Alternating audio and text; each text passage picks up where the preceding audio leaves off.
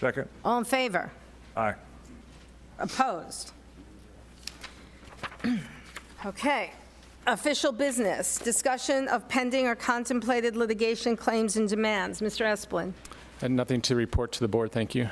Thank you. Are there any committee and/or legislative reports? I'll start with Supervisor Bishop. Thank you, Chairman Angus. There's been several things going on. On December the 5th, I attended the AAED, which is the Association of Economic Development. They held their Northwest Arizona Roundtable here in Kingman, gave an overview of the county demographics and the local economy. And then a couple days later, I attended with Supervisor Watson, the Mojave County West Basin Water Users Study Committee that was put together by the governor.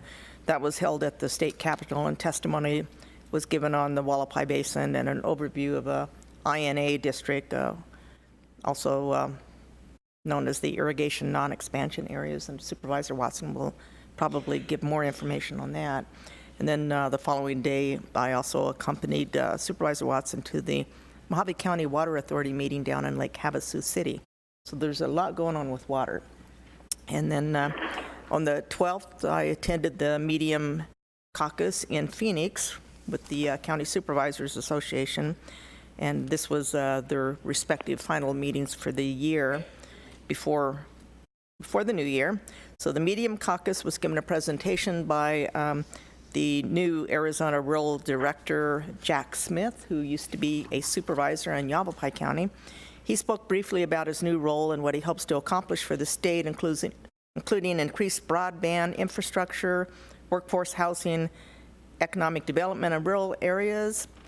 He also conducted a Q&A and led a roundtable discussion about various issues, including rural-specific taxing districts and working with the Native American tribes, and also mental health facilities, which are critical here in this area of our county. Then the County Supervisors Association, we had a presentation by the chairman of the Arizona Complete Count Committee and the Yuma County Recorder. This is regards to the Census 2020 that's coming up. So there's a committee that's been put together by the governor with 23 members, and you'll be hearing a lot about this as the time approaches to begin the census. And we do have a committee put together here in Mojave County to assist with that. Thank you. That's all. Supervisor Gould? None today, Madam Chair. Thank you. Supervisor Johnson? Thank you, Madam Chair.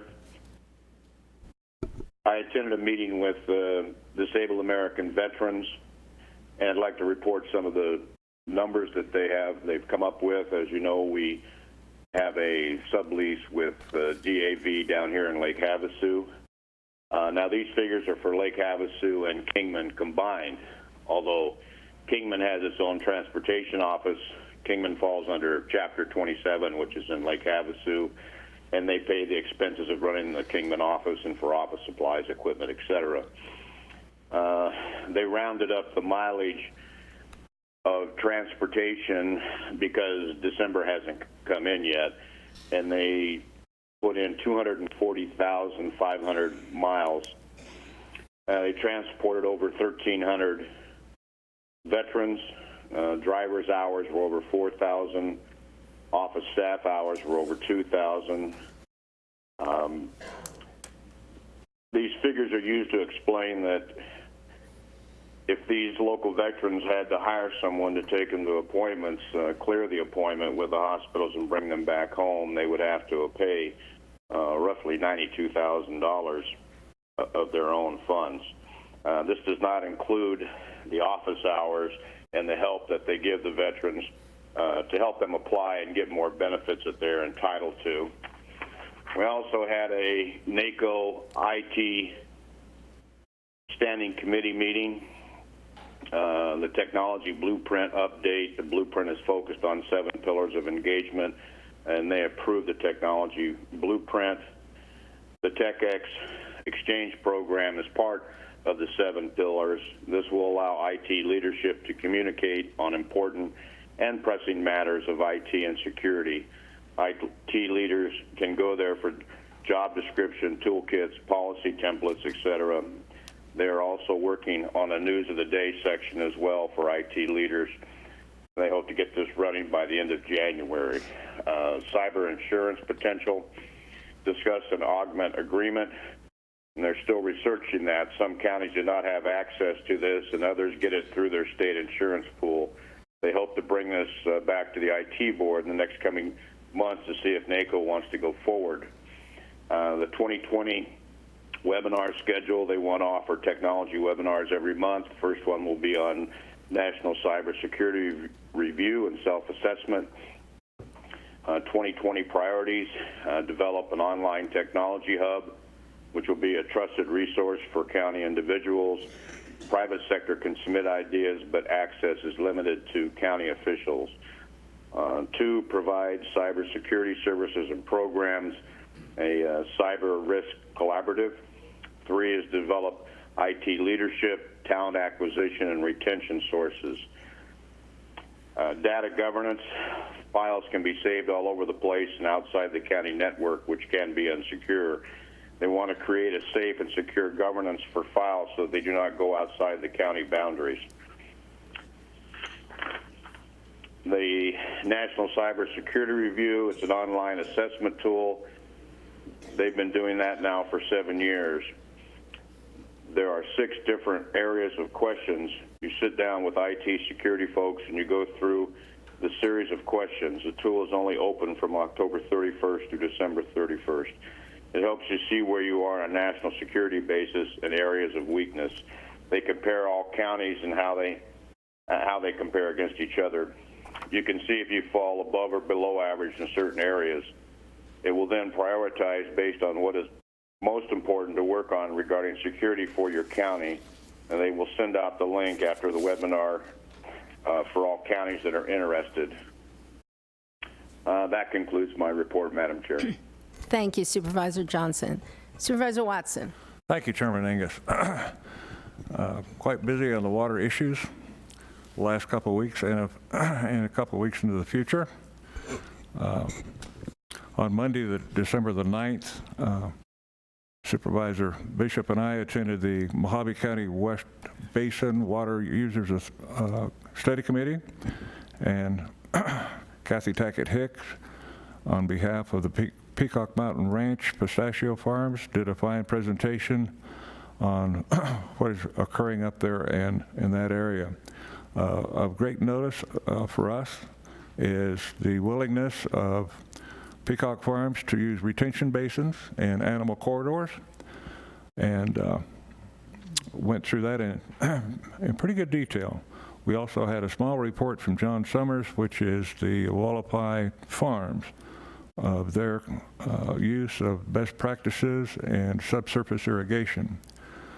The meeting went on to show the use of the groundwater gravity studies to assess groundwater levels, and then there was a presentation from the Arizona Department of Water Resources, which was an overview of irrigation non-expansion areas. This morning I've given each of you a small handout.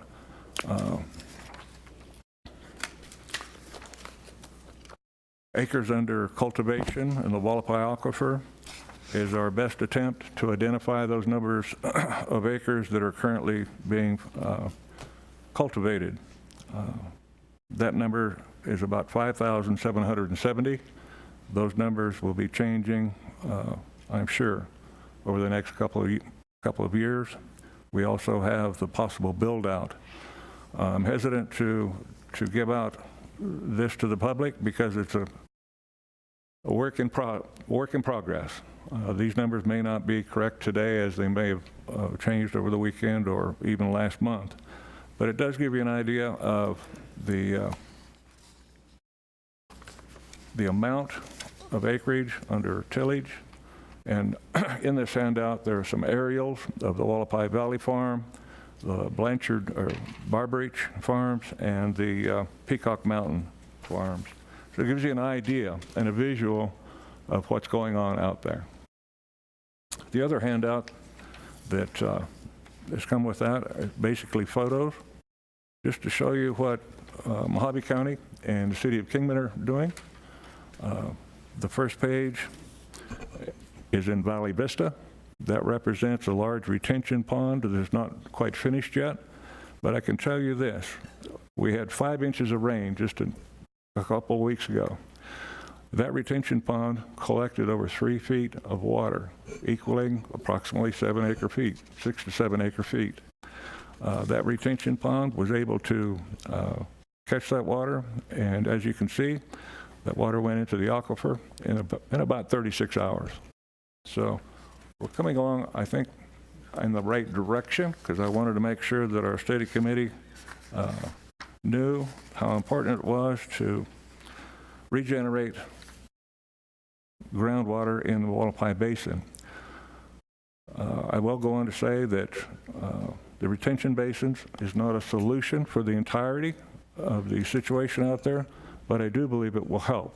And on your handout, where it's just the Wallapai Basin itself, those areas that are outlined in blue up against the mountainous areas are the areas in which the alluvial will be able to penetrate the clay base that's underneath the Red Lake. The last page simply is a typical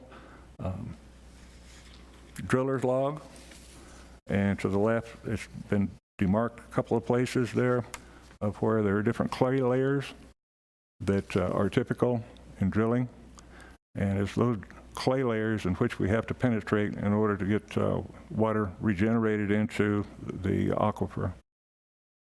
I think that pretty much gives you an update on the first portion. Then we move on to the Mojave County Water Authority meeting. That was on Tuesday the 10th, and of which Supervisor Bishop attended with me. Of note, we now have the support of the entirety of the Colorado River communities against the Queen Creek transfer. That included the latest letter from the mayor of Yuma. So I'm pleased to report on that. The second portion of this is a small report given out by the Department of Interior, and it's the handout that indicates the volume in each one of the large lakes throughout the upper basin and the lower basin. Happy to indicate to you this morning that the snowpack is 128% of normal, and so it's looking good. Let's hope for more snowpack. That is a direct relationship to the amount of water stored in each one of those reservoirs. So the upper reservoirs are about 90%. Our lower reservoirs, with the exception of Lake Mead and Lake Powell, are at 90%. Lake Powell is currently at 60. Lake Mead is currently at 40. So that's good news on that portion. On Wednesday, the 18th, just several days down the road, I'll be meeting with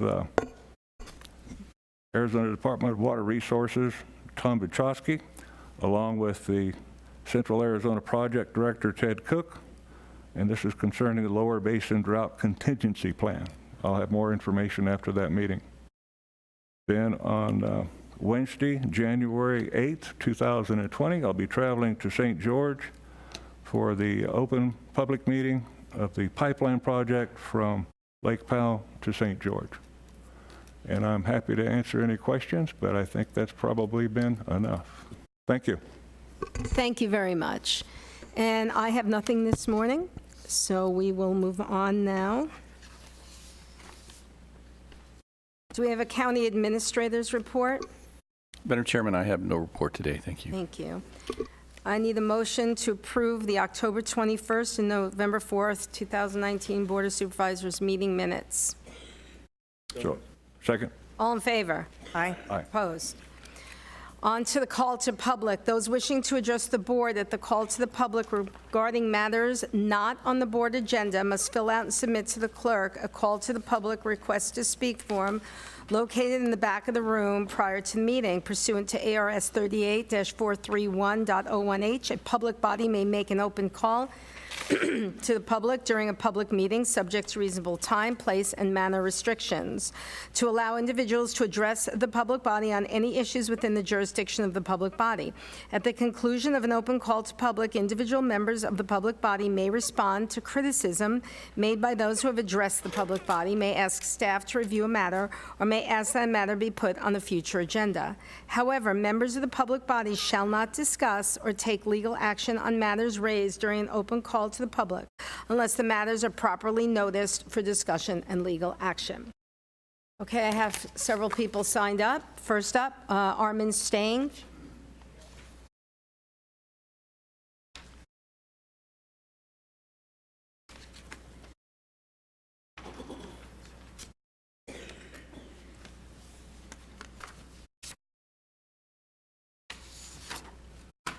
Good morning, Supervisors. I'm here in behalf of my address, 4321 South Cavalry Road, Fort Mojave, Arizona. I'm here in behalf of High Desert Heat in Fort Mojave and Ernie's Car Wash. It's working. I'm here in behalf of High Desert Heat and Ernie's Car Wash and myself to thank you for all the support we had with the desert cleanup. And from Erase, we got a lot of help, and from the Sheriff's Department. Just here to thank you for the support, and we're planning another event probably in February to get El Rodeo Road some sort of cleaned up. Thank you. Thank you so much. You're welcome. And everybody who participated. Okay, I have a Mr. Harry Hoyler signed up, but this has to do with the Malibu Road improvement, and that's on the agenda, so I'll put you first in line when we get to that item. Tim Woods?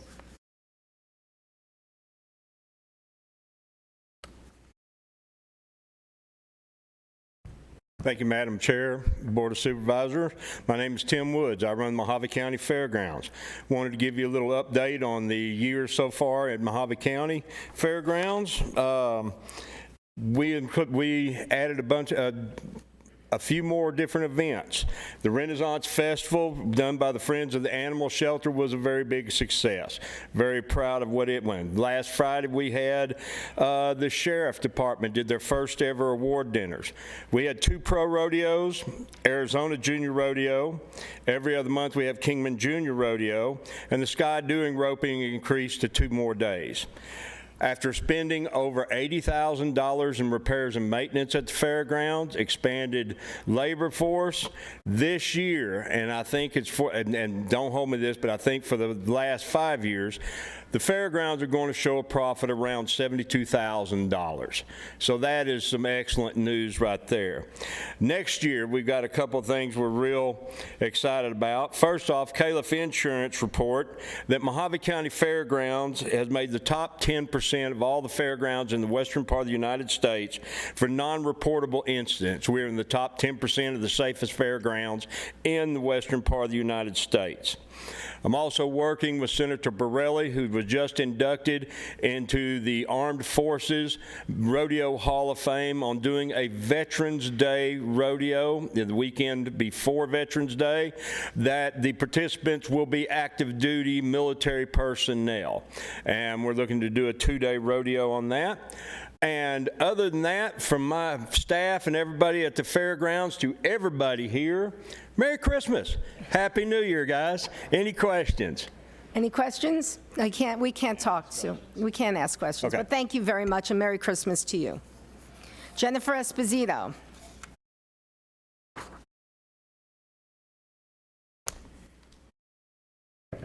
Good morning, Supervisors, and a happy, merry, whatever you do or don't celebrate this time of year.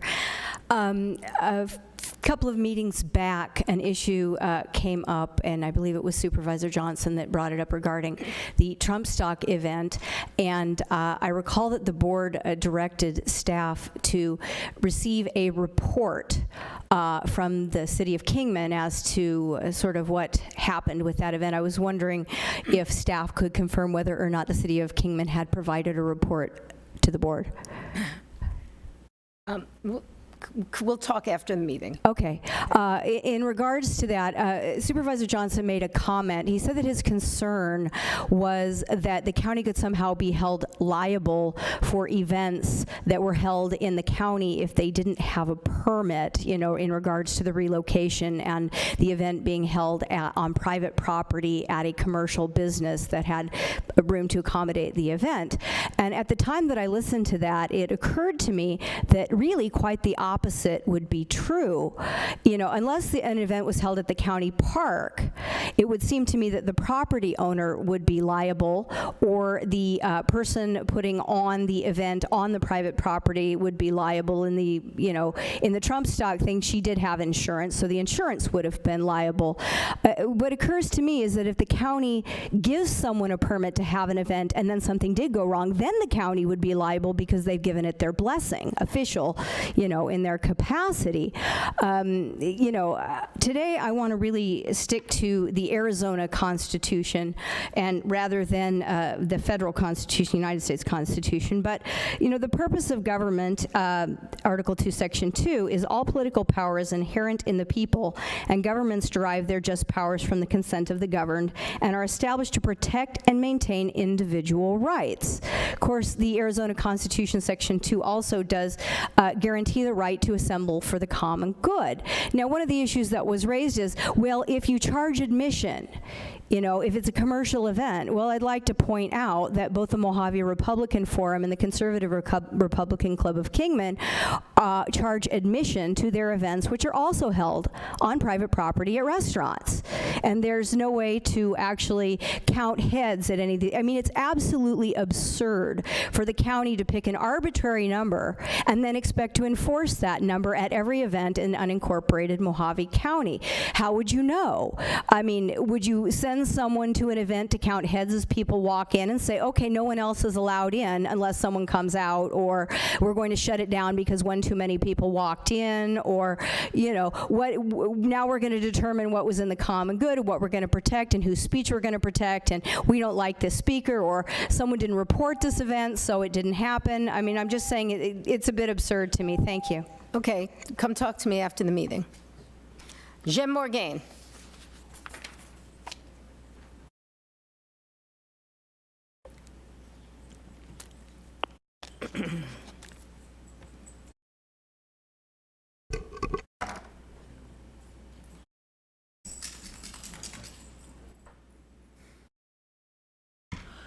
So for the record, my name is Jem Morgan. I am a District 1 constituent.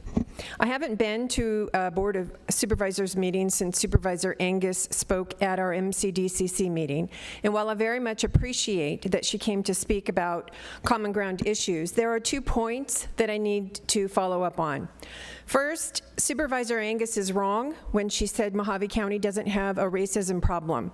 That is white privilege speaking and a failure to understand our history. Mojave County formed as a territory, the land is the land of the indigenous tribes who lived here before the white miners, ranchers, farmers, and cavalry of the U.S. government took the land and resources by force, now claiming the right to govern. Kingman is a sundown town. I spoke recently with a person who remembers the signs on the outskirts of Kingman that read, "Don't let the sun set on your N-word ass." A Klan member celebrates cross burning every single year on his Mojave County property. Confederate flags fly throughout Mojave County, including, I'm told, at Supervisor Gould's home.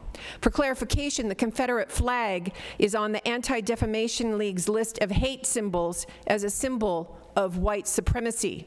We have a problem with racism when the entire Board of Supervisors remains silent, refusing to denounce racist words, meeting after meeting, month after month, either because you hold the same racist and xenophobic beliefs or because you're afraid of the backlash from voters who hold the same racist beliefs.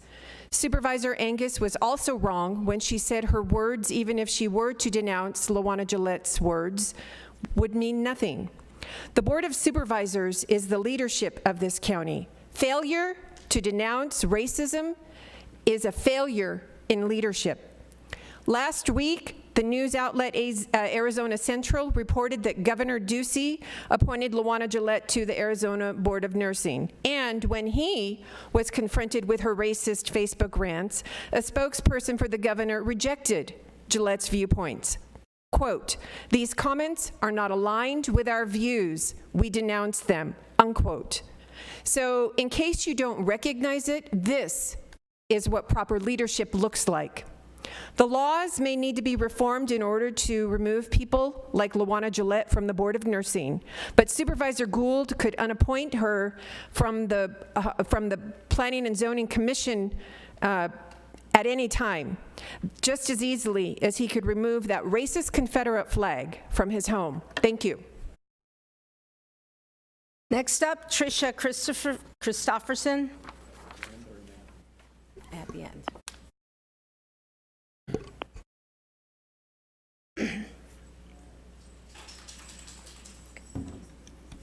For the record, my name is Tricia Christopherson, and I am a Kingman, Mojave County District 1 resident. I have a few things to talk about. They're Mojave County community issues. One, the past 5-6 days, I don't know if you follow Facebook at all, but I have been watching some stuff about the tagging that's been going on in Kingman, the graffiti. People have been tagging people's cars and garages. And what's concerning to me, besides people's property being defamed and violated, is the rhetoric that's coming out of people. People are talking about shooting people over some paint on a car. And I hate to think that the Second Amendment sanctuary city county thing might be fueling part of this. And I'd like to see maybe somebody come out with a statement talking about what sanctuary city might include and what it doesn't support, as far as, like, it's not okay to shoot people over property. It's ridiculous that people think this is still the wild, wild west.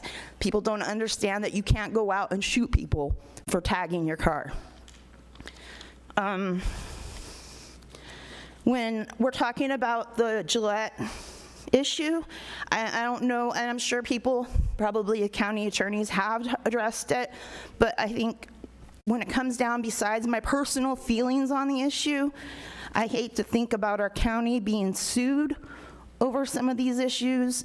I think that this opens our county up to litigation, and I'd like you guys to consider that, please. A few weeks ago, after Halloween in Kingman was hosted, I'm not sure if you guys know about Halloween, but it was Mojave Pride's follow-up to Mojave Pride, and it was an event for the Halloween festival, and it was a family-friendly event hosted here at Metcalf Park. And I posted on Facebook how proud I was to be civically engaged and how I wished I had seen some of our Board of Supervisors or City Council people there. And I got a big backlash from a person attacking me for saying such things. And I want to share some statistics as to why I said that. 64% of LGBTQ youth say that they hear negative messages about being LGBTQ from elected leaders. 4 in 10 LGBTQ youth say the community they live in is not accepting of LGBTQ people. Sorry, I'm gonna run out of time. So I'm gonna just wish you all a happy holiday, and I would love to see you guys at next year's Pride. Thank you. Thank you. Happy holidays to you, too. Okay, there's no one else signed up, but if anyone else wants to speak, I'll leave that open. Anyone? Okay, I will close the call to public. Supervisor Gould, did you want to address? Okay. Anyone want to address anything? No. Okay. So now we have a presentation, and the presentation to the Board of Supervisors with a check of the proceeds from the first annual Renaissance Fair by Friends of Mojave County Animal Shelter, and that is to be made by Lynn I'm sorry, I'm going to pronounce your name wrong. Kenyanen? Perfect. That's it? Kenyanen? Okay. Madam Chairman and Supervisors, my name is Lynn Canianen, and I'm honored to be here today representing Friends of Mojave County Animal Shelter. We are very proud to present our first donation to the county administration. We are thrilled at what a wonderful job that the county is doing taking care of the animals at the shelter. Since July, with the support of the county, we have adopted out 750 animals. 519 animals were transferred to rescues, and 244 were reunited with their families. That is a total of 1,513 dogs and cats saved in such a short time. It is now my pleasure to present Mojave County our very first donation from the Renaissance Fair in the amount of $12,000. It is our endeavor to raise much more money in the future. We have, with the help of our incredible community, we have a lot of plans to continue raising funds, and we just want to thank the county again for the hard work to make our shelter a success. Thank you so much. We're going to come down and take a picture. Okay. That's pretty awesome. Yeah.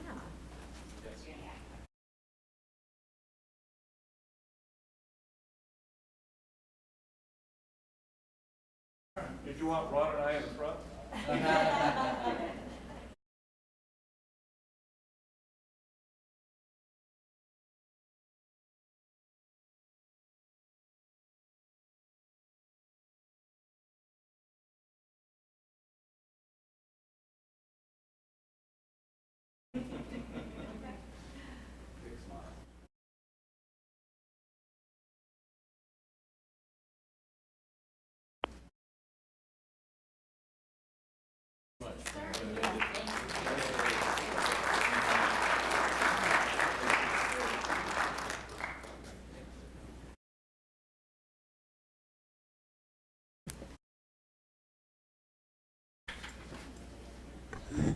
Well, thanks again. 12,000 is a huge number, and it's going to help a lot of animals in need, that's for sure.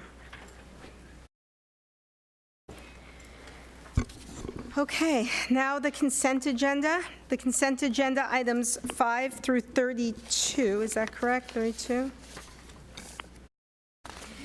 It will be considered as a group and acted upon by one motion minus any items pulled for discussion. Supervisor Bishop. Nothing this morning. Supervisor Gould. Number 8 and number 16. Okay. Supervisor Watson. None this morning, thank you. Supervisor Johnson. None, Madam Chair. Okay, I need a motion to approve consent agenda items 5 through 32 minus 8 and 16. So moved. Second. All in favor? Aye. Aye. Opposed? Motion carries. Number 8, sitting as the Board of Directors for the Mojave County Flood Control District, approve the award to Kingman Landscape and Maintenance. Supervisor Gould. Thank you, Madam Chairman. I'm just curious about the not-to-exceed contract.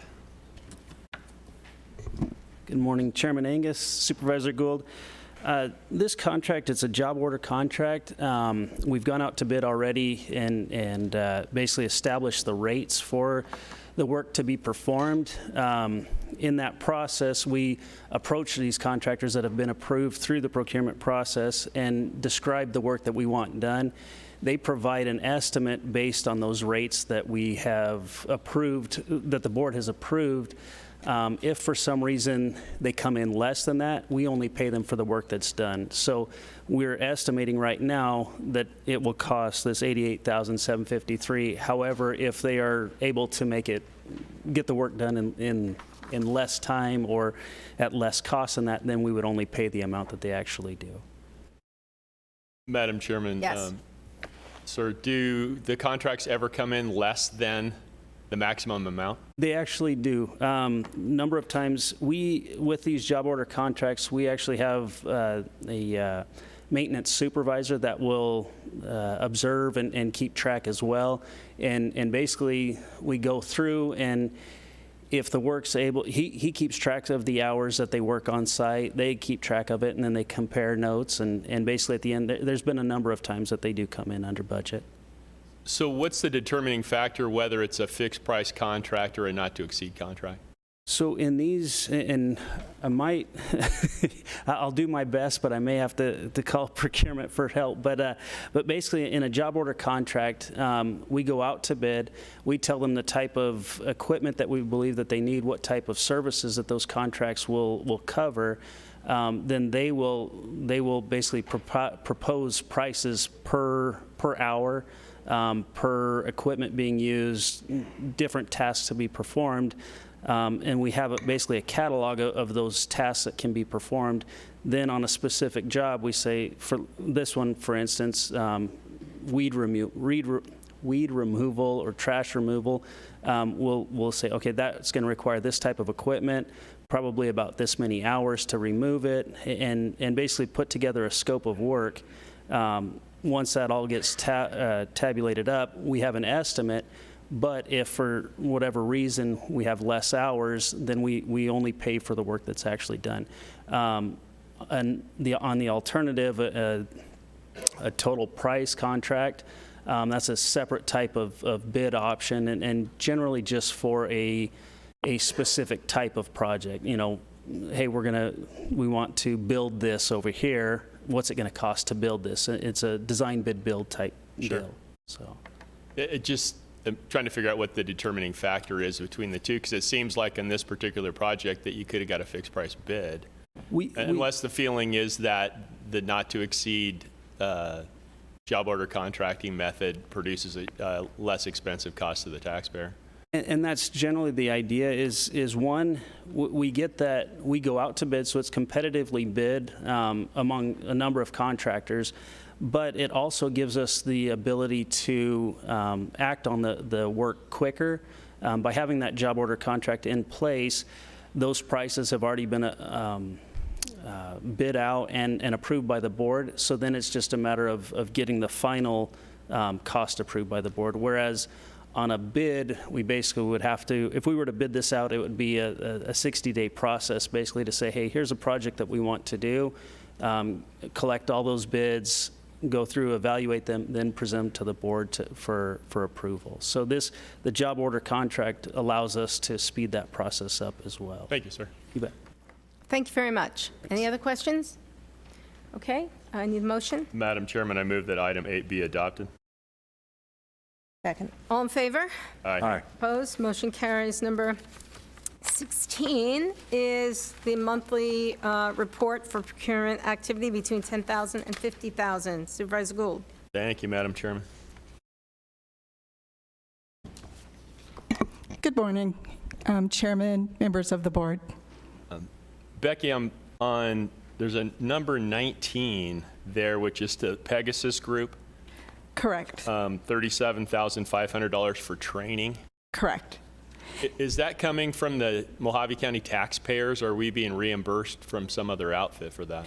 I would probably ask Dave Wolf to approach and give some additional information, but that training is being provided as part of the Workforce Investment and Opportunity Act. So I don't really want to say something wrong, but Dave may have more information as far as any grant funds that are associated with that. Thank you, ma'am.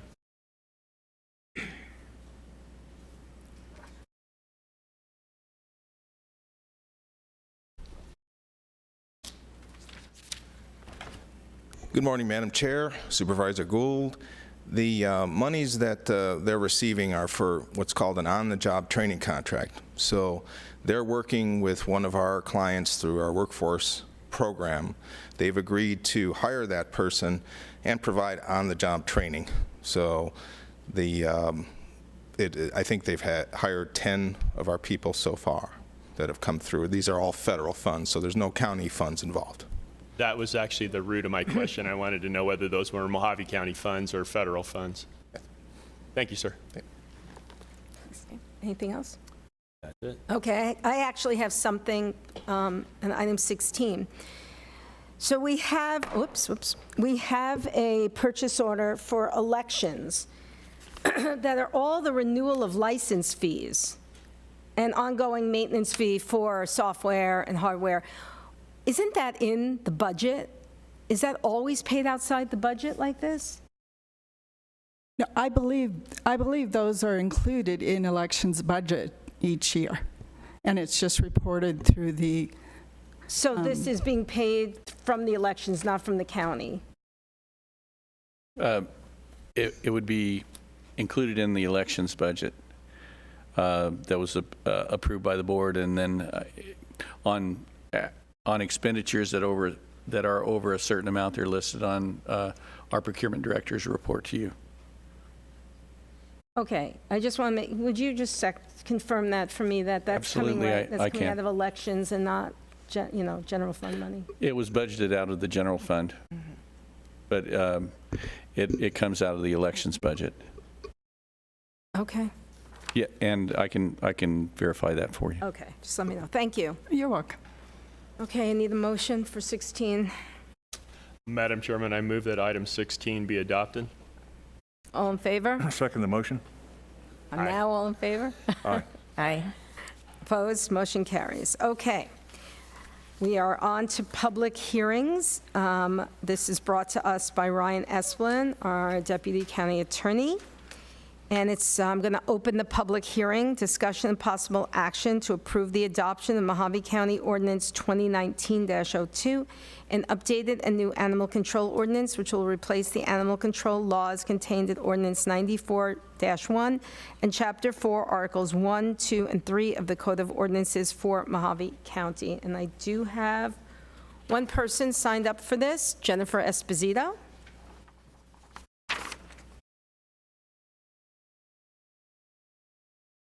Thank you, Madam Chairman. It was a little over a year ago that I stood here and informed the board that there were provisions in the previous ordinance that were unconstitutional in regards to searches of property. And while this ordinance does fix that, it also screws up a whole laundry list of other things that would take me far more than 2 minutes and 39 seconds. However, one of the most egregious things is the idea that the county can, under an allegation, take someone's pet, ask them to post a bond, take them to civil court, revoke that bond, convert their property to county property, resell it to the public without that person ever having been convicted of a crime. This has happened. I would hate to think it would happen again. One of the things that stands out to me in the Arizona Constitution under Section 2, Article 17, is that no private property shall be taken or damaged for public or private use without just compensation having first been made, paid into court for the owner, secured by bond as may be fixed by the court, or paid into the state treasury for the owner on such terms and conditions as the legislature may provide. It really occurs to me that if you're going to take someone's animal and you're going to convert it to, potentially convert it to the public ownership, that it's the county that should be putting up a bond, not the owner. But the fact that you could essentially try someone on a criminal allegation in a civil trial where they are not availed of constitutional protections enumerated in the United States Constitution and the state constitution, and then what if that person is acquitted at court? How do you remedy, how do you make them whole once you've taken their property, potentially spayed and neutered it, dispersed it to the four winds? You know, I mean, it's so mind-numbingly horrible, and it especially affects people who are financially challenged, because in civil court, they cannot avail themselves of, a public defender. And moreover, on the due process rights, when you appeal a forfeiture hearing, it is not a standard appeal like it would be in criminal court. It's a special action. Now, I'm probably the only person besides Mr. Esplin in this room who knows how to write and prepare one of those special actions. I guarantee that the public at large, acting in pro se or having to hire an attorney to do that, does not understand the process for which that is to happen. But the fact that this is in this, that the county would even consider codifying something so horrifying, it just hurts my head. And really, I don't know, again, what the remedy for that would be. There's numerous other problems with this ordinance. The dog at large provision appears to say that the dog can be at large if it's on your property, if your property doesn't have a fence. So you could have 40 acres in the middle of nowhere, and your dog is technically at large. But again, you know, one of the other things that I want to state is I think that the county should follow the state statutes and definitions for things like what is a kennel, mirror the state statutes. I'm 10 seconds over. But I urge you not to pass this today and to take it before an alternate body such as the Goldwater Institute or the ACLU before you decide to codify this and get sued again. Thank you. Thank you. Okay, I don't have anyone else signed up. Would anybody like to speak to this? Anyone? Okay, do I have to close the public hearing before we talk back and ask questions? Yeah, I'd recommend that we close the public Okay, I'm hearing going to first. close the public hearing now. Supervisor Gould? Thank you, Madam Chairman. If I can get Ms. Esposito to come back to the podium, I got a question for her. So essentially, ma'am, what you're saying is this is a similar abuse to a RICO seizure, where we take people's property without due process of law, and then they have to fight to get it back, except in this case, that property might be a purebred dog that has then been sterilized and no longer of breeding value? Absolutely, and it also, there's also a double jeopardy issue. There's case law that exists that states that a civil action can be considered a separate trial if you are at potential of being, you know, basically of a monetary or loss or damage. In this case, the party would have potentially sustained damage at loss, you know, at a personal loss and jeopardy in the civil action before even potentially being arraigned on a criminal action, let alone tried and found guilty on that civil action. And so it also it runs afoul of the, in my opinion, which tends to be right and has been proven to be right, it runs afoul of the double jeopardy clause as well. You're essentially trying someone on a criminal charge to take their property for public resale.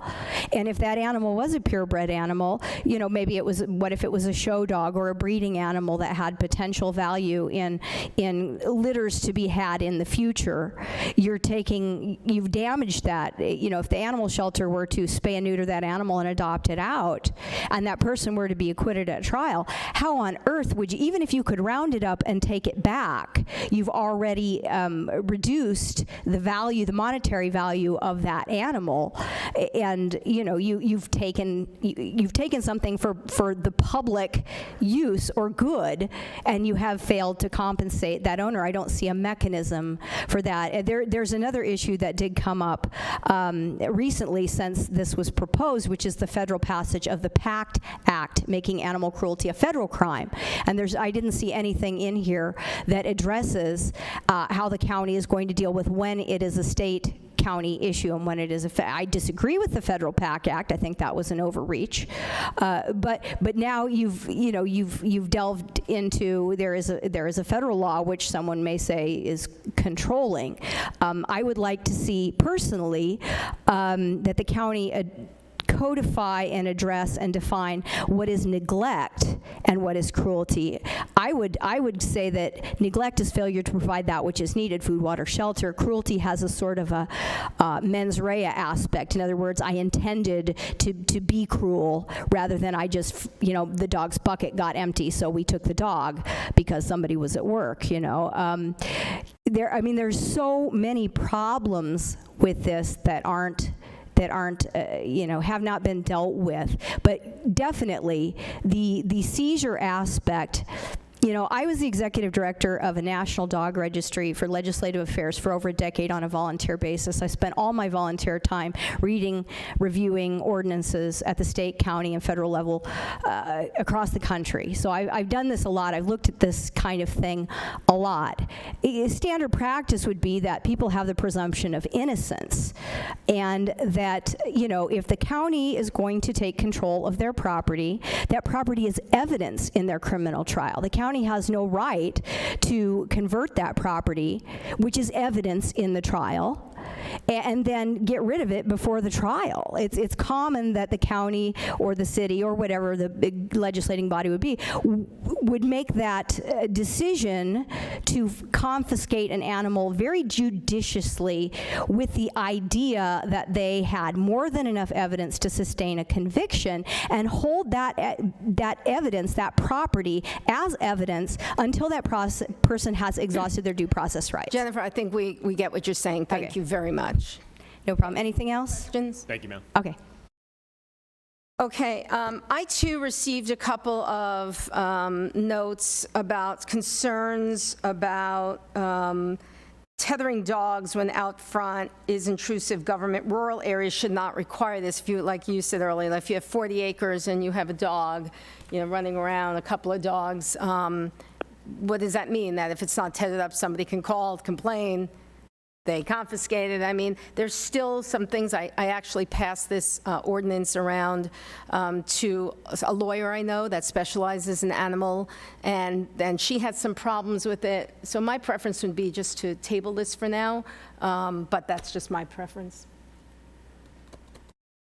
Does the board, I had already closed the public hearing. Is there anyone else who wants to say anything? Chairman Angus, I'd like to hear from our attorney on some of the topics that Ms. Jennifer Esposito brought up. Sure. So I can address the seizure issue. If you look at the motion, if you look at the proposed ordinance, we're looking at, let me pull it up, Article 2, Section 3, Procedures for Forfeiture of Animals. And what I did was I mirrored the state ordinance. I took the state statute. There's a state statute that specifically addresses seizure of animals. And I almost did verbatim, word for word, what is put in there. If you look at 13-4281, that is the procedure for forfeiture of animals.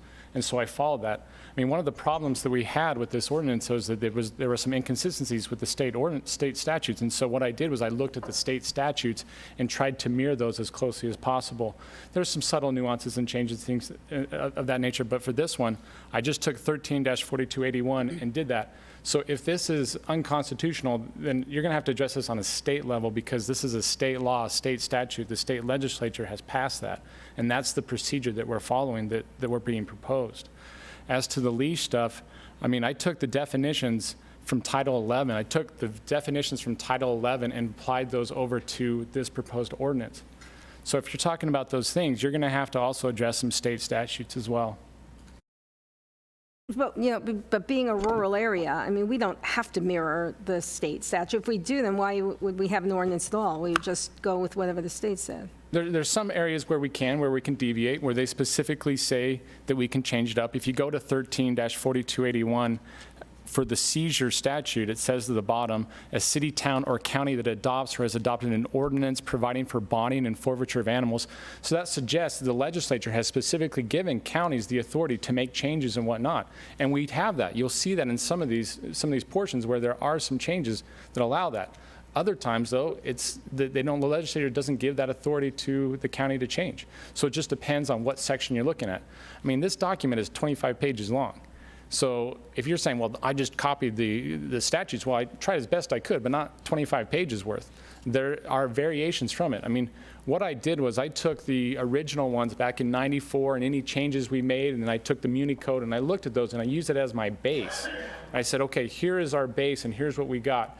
And I took the suggestions that Ms. Jones Esposito gave and other people gave, the public gave, and I made some changes here and I made some changes there, and then I gave it to the various departments and had them look at it, and they chimed in and said, well, we need to change this in here, and we kind of go back and forth. I mean, the variations on this, there's a reason why it took a year and a half. And there were some other delays for other reasons as well, but there was a lot of back and forth, a lot of changes. And then we compared it to the state laws to say, okay, this is consistent with those, because the main thing is we want to make sure we're consistent. We don't want to be inconsistent. So yeah, we do have the authority to pass things as long as they're not inconsistent with state law. So yes, we can, and yes, we can make modifications and we can make changes so long as they are not inconsistent. Anyone have any questions for Mr. Esplin? Supervisor Johnson? No questions.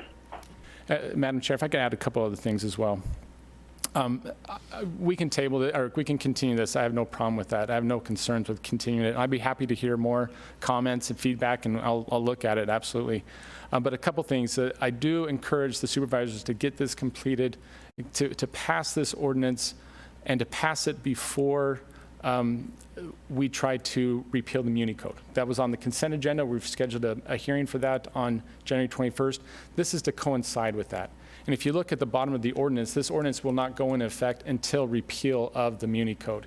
The idea was to put this hand in hand. Okay. That was another one of the reasons for the delay in this, is we were kind of trying to get through that Muni Code and try to get that through.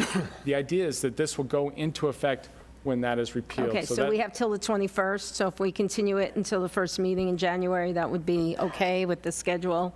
Yes, that was one of the reasons why we set it for today, was on the off chance that there were concerns or issues or things you wanted to change. This will give you a little bit of breathing room, some time, but I think we have 2 meetings. I mean, we have the first meeting in January and then the 16th, the 21st. So we just got to make sure, our office's recommendation is to get this completed before then. But in terms of the forfeiture, I will say, I'm following the state law here. And the state law is clear. We've been setting forfeitures for many, many years, and I don't see how that's going to change. The other thing, too, about double jeopardy applies to criminal cases. This is not a criminal case. There's not a double jeopardy when it comes to the civil forfeiture. The person's liberty is not at stake in the civil forfeiture of the animal, so double jeopardy does not come into play. That's not an issue here. The issue here is, I think what she's trying to point out is that, look, her concern is the person has not been convicted yet of a crime, yet their property could be forfeited. That's not a double jeopardy concern. That's just a general fairness. But there is a due process. The person is given due process. And if you look at the statute clearly delineates how that due process is given. There's given notice to them. They have an opportunity to be heard. They go in front of the judge. They make their arguments. They do all those things. That is absolutely certain. That is due process in America. That is due process. Madam Chairman? Yes. Mr. Esplin, the purpose of posting the bond is to pay for the upkeep of the animal until the hearing? I think so. I'd have to double check. So that the people just don't leave the animal there and then end up not challenging in court? Yeah. Okay. For the cost of the care for the animal that was properly seized. Thank you. Madam Chair? Yes. Mr. Esplin, does the federal cruelty law that's just been passed, does that have any effect with what we're doing on our level here? Is there any reason for concern there? I doubt it. I haven't looked at it. I'm not familiar with the federal cruelty law, but I'll say, I mean, and look, when you're talking about state and federal laws, many times there are overlapping state and federal laws, especially in the criminal realm, where somebody could be prosecuted for state criminal violations and somebody could be prosecuted for federal criminal prosecutions. And you could be prosecuted for both for the same act. They're 2 different offenses. They're 2 different jurisdictions. So somebody could be prosecuted for the state animal cruelty, and then somebody could be prosecuted for the the federal animal cruelty, and it would not be a double jeopardy. It's not. I mean, you think about murder charges. There's murder charges in state court, and there's murder charges in felony court or whatever, in federal court. They still go forward. Oftentimes, in my experience, having handled criminal cases and things, many times prosecuting agencies and federal agencies will talk with one another and say, hey, we'll take this one. You don't need to handle that. You'll take this one. No, we'll get this one. So they work together so that there's not 2 different prosecutions. It doesn't serve the same purpose. So I don't think there'd be any issue, but I'd be happy to look at it over the next 2 weeks. Okay. Based on your explanation, answering the questions of Ms. Esposito and my confidence in our county attorney, we've worked on this for 1.5 years. I'm ready to go forward with it. So if there's no further discussion. Let me go ahead and discuss this. Yeah, There's a motion on the table, and I may not get an opportunity. Well, there's no motion on the table right now. She didn't make the motion. No, I haven't made a motion, but I'm prepared to make a motion. Getting ready to. You're right, just get ready to. Okay. I have a real problem with the new definition of dogs running at large. Since I am the owner of a couple of 40-acre parcels, I don't feel that my dog on my own property is running at large if it's not inside a fenced area. I choose not to fence my 40-acre parcel. To fence that 40-acre parcel would probably be about $20,000. The previous definition was that the dog could be loose on my own property as long as it was under my control. And that's what we're moving away from. I could see how this might be a problem on a smaller parcel of property, but what we may want to do is put some kind of a limit on, which you have seen in various other ordinances, on the size of the piece of property. Because I think this is going to create a problem for rural people. I'd be happy to look at that. Absolutely. I mean, something we can look at it, modifying the definition. I will say that I got the definition from 11-1001. That's the definition in the Arizona Revised Statutes as to at large. So we can see about trying to do something as long as it's not inconsistent with state law. So we can see what we can do. And it probably is one of those, whether our ordinance has to enforce that state law, that portion of the state law or not, because I don't believe we have to enforce every portion of the state law. Yeah, I mean, you're going to have, I've talked to prosecutors about this, you know, do they prosecute under the county ordinances, or do they prosecute under the state statutes for these particular things? I mean, sure. There's a lot of discretion as to what they're going to do. Sure. So, and as to overlapping federal charges, that's due to the fact the federal government won't stay inside the Constitution. They have no authority to be involved in these things that are left to the states and to the people. And they were delegated enumerated powers by the U.S. Constitution. That means the powers that they have, they only have the powers that we gave them. They can't, doesn't mean that they can run the whole nation. And that's the problem that we see. You know, we've got a criminal case that we can't get the federal witnesses to show up. So we're going to drop the case. But yet we let the federals operate inside of our county. But that's just a sidebar comment. Thank you. Madam Chair, Supervisor Gould, if I might, in my area, we have a lot of remote communities, and they have large parcels such as yours, and some of the dogs have become problems. They get together in packs, and they run for miles and miles before they can go back to their significant homes. So sure. It can be a problem in the more populated rural communities, unlike yours, where I think you're pretty isolated. Right. And the odds of myself being cited for that would be slim, but still, you know, I don't want to something that I do. I don't want to do something that's illegal, and I don't want to let something that I do become illegal if I don't have to. Again, I think it's punishing the good owner Sure. who has their dogs under control, and then for the people like you're talking about who let them. So there has to be some, something in that ordinance that differentiates between the two.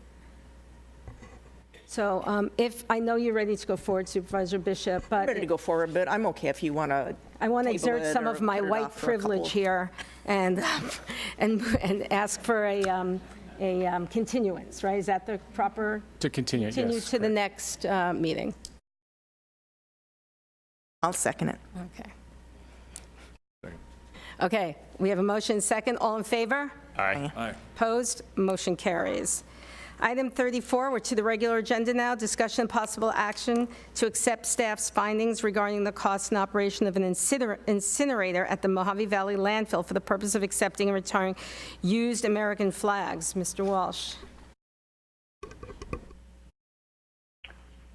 Madam Chair, Yes, Supervisor Johnson. if I may get in there before Mr. Walsh does, I've had discussions with Lake Havasu City. They're going to try to make accommodations and meet with veterans and organizations and others concerned to try to alleviate this problem, as right now it appears to be only in the Lake Havasu area, but could expand to the other areas. I've also found that we can take our flags to the Air Force in Phoenix, and they will accept and do the proper disposal of the flags. So at this time, I would rather just call for a no vote on this issue unless something comes up in the future. Okay, so if I'm hearing you correctly, Supervisor Johnson, this item is just to accept staff's findings regarding the cost and operation, and you want to not to accept it? We can accept their cost for future use, but not to take any action as far as moving ahead Right. with. Because this was kind of a Havasu issue, because my research has shown that in my district, things are being taken care of. And so what was the motion you'd like to make, Supervisor Johnson? I would just take no action on it at this Okay. time. Anyone else have anything to say about this? Yep, that's good. No. No, I don't. And I think that Supervisor Johnson had brought this up as a problem in his district, but it was going to be solved in his district. Okay, so we're going to take no action on item 34. On to item 35. Oh, I actually had someone signed up to speak to item 34. After hearing this discussion, do you still want to speak? I have actually two people. I'm so sorry I missed it. Do you still want to speak on it, since we're not taking any action, it appears? Okay, come on up. You are Larry? Again, please accept my apology. Madam Chairperson and all of you supervisors, my name is Larry Lee from Lake Havasu, been there a little over 20 years. On behalf of the 3,700 members of the Elks of Lake Havasu City, we offer our assistance in researching and continuing the investigation on this issue. There are 3 Elks Lodges within Mojave County, and there's veterans organizations all around, and all of us want to work together to solve this problem. So thank you for your consideration. Thank you very much. And Joan McDermott? Yes, I'm Joan McDermott from Lake Havasu City, representing the VFW. We were the organization that was responsible for actually disposing of all the flags in Lake Havasu, and there were over 3,000 last year. And we really appreciate all the assistance. Thank you, Supervisor Johnson and Chairwoman Hildy, for your help with this problem. I'm really grateful to know that you're all in there with us together to resolve this issue. And thank you for doing the research on the possibility of building the incinerator for future reference. Thank you. Thank you. Happy holidays. Happy holidays to you as well. Anyone else? Okay, so we've already voted on this, right? Yeah. Okay. To take no action. We took no action, I'm sorry. Okay, item 35, discussion of possible action, accept the confidential settlement agreement and mutual release for Valley Springs Estates subdivision, tract 4203. Madam Chair, I move that we accept the confidential settlement agreement and mutual release for the Valley Springs Estate subdivision, tract 4203. Any second? Second. All in favor? Aye. Opposed? Motion carries. Item 36, sitting as the Board of Directors for the Malibu Road Improvement District. Discussion possible actions. This is in 2 parts. A, accept district engineer prepared plans, specifications, assessment diagram, and estimates for the improvements to Malibu Road, and approve resolution of intention number 2019-02, declaring the Malibu Road Improvement District's intention to complete improvements is described in resolution number 2019-02, accepting the petition to incur expense estimated to be $4,188.14 per district parcel. What do I do here? Do I keep going, Ryan? Or, informing the board, Or I could do B, deny proposed resolution of intention number 2019-02, modify the proposed assessment district back to the originally accepted and presented October 7th, 2019 assessment district, accept the district engineered prepared plans, specifications, assessment diagram, and estimates for the improvements to Malibu Road, and approve resolution of intention number 2019-03, declaring the Malibu Road Improvement District's intention to complete improvements as described in resolution number 2019-03, and accept the petition to incur expense estimated to be $4,408.42 per district parcel. Supervisor Bishop. Thank you, Madam Chair. So I think I'll begin by just reminding everybody what we've done up to date. So on October the 7th of this year, Public Works presented to us an engineer's estimate inclusive of project design, construction, and administration. Estimates were $326,223. That was for 74 partials, equaling $4,408.42 per partial. We, as the board, approved the project design and estimate and passed resolution of intention 2019-01. So then, after approval, the district sent notice of the resolution's passage to the district property owners. November the 18th, the board heard objections to the resolution, and at the conclusion of the hearing, the board voted to modify the extent of the proposed assessment district by removing 2 roads, Toey Joe and Huntington Drive, from the district. We directed staff to prepare a new resolution of intention reflecting this modification, which resolution was brought back to the board at a future board meeting for our approval, which is now. The modified engineer's estimate totals $293,170, and that's for 70 partials. That's 4 partials less, equaling $4,188.14 per partial. This amounts to a difference of $220.28. Like Director Lukowski said, it'd be very minimal, and in fact it was. So if the board wishes, it could approve resolution of intention number 2019-02, which represents the modified project design just described, or alternatively, we could go back. If the board wishes, we could adopt the October 7th, 2019 original project design. We can deny the proposed resolution of intention of 2019-02 and approve resolution of intention 2019-03. That reflects the October 7th, 2019 project as originally designed. So I think you have... I do have quite a few people who want to speak to this, and I just want to remind everyone, we've already gone through this a couple of times.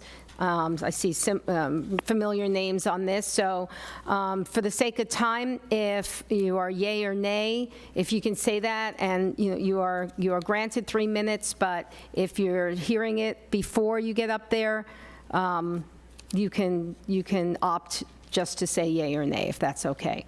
All right. Madam Chair, yes. If I could just add, we did the modified version thinking that would appease some of the people that were opposed, and it seems like it did the actual opposite. Did the opposite. It caused more people to be upset, and rather than to make them happier, and of course, being a difference of $200 really didn't make a difference. So. Okay. So first up is Harry Hoyler.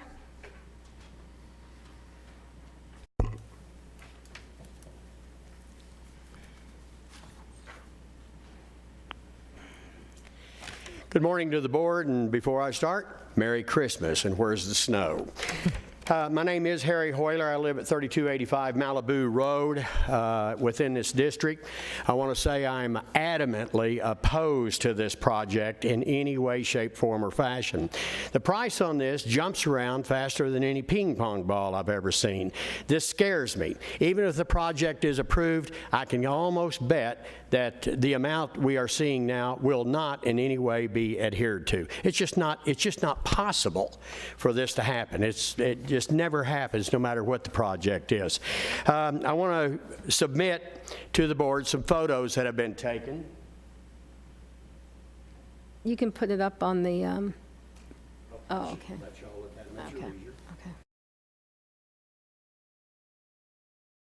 Okay. These photos were taken by one of the property owners that pretty well, I think, points out the flooding that we see in the area. We were told, I think, the meeting of October 17th, there is no flooding in the area. Incorrect, there is. If by some chance you would approve this asphalt project, as it may be, you are going to exacerbate the problem. I am really concerned about our utilities as well. I have a phone pedestal and took it upon myself to go out and berm it up a little bit. That's without a crowned asphalt road in the middle. If we put this road in, we have a lot of problems that are going to pop up as a result of this. The pictures, I think, say a lot. The utilities, once again, a very big process. I also want to bring up the fact that the process for us to get signatures on this has been made very difficult by the county. We should be able to very simply get a petition with signatures on it that says, yes, I'm for it, or no, I'm against it, and present it to the board instead of jumping through a bunch of ridiculous hoops. And they are ridiculous. We should be able to present our case to the board with signatures that show that the people on the petition live in the area, they are homeowners, and we shouldn't have to be jumping through a bunch of these ridiculous hoops to make our voices known. Once again, I am adamantly opposed to this project, and you're getting ready to cause us a bunch of problems. I cannot afford an extra $45 or $50 a month, and I'm sure that'll go higher, for this project. I've lived on Malibu Road for almost 4 years now, and I can guarantee you my tires are in good shape. I've never lost a U-joint. The springs haven't fallen out of my vehicle because I drive about 15 or 20 miles an hour. Thank you. Merry Christmas again. Sharon Frankfurter.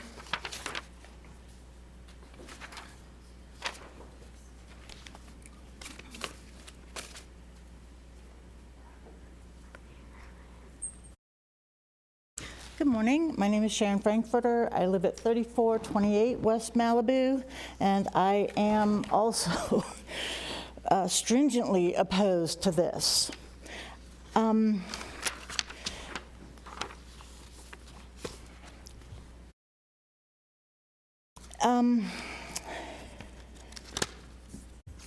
sorry, if you could just give me a second.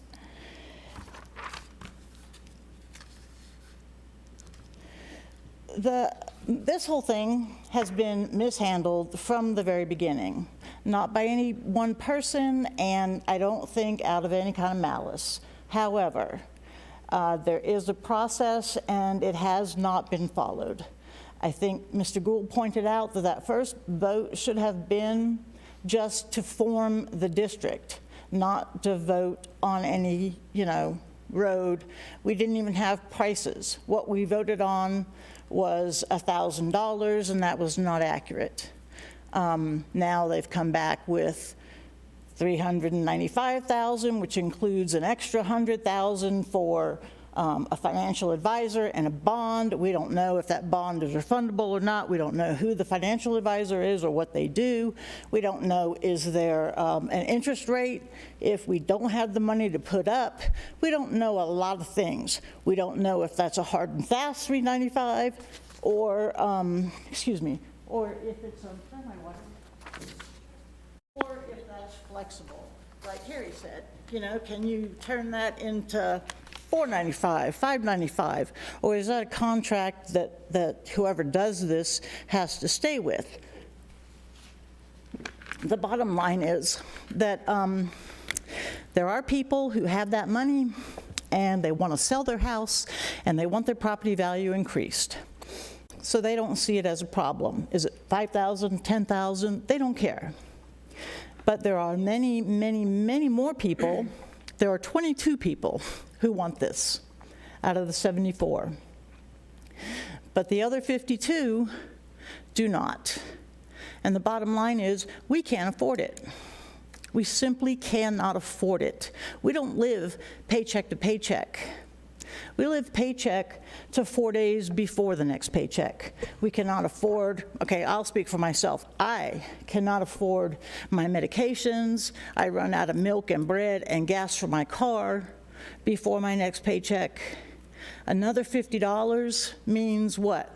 I run out of milk and gas and food a week before my next paycheck. I can't have operations that I need because I can't afford them.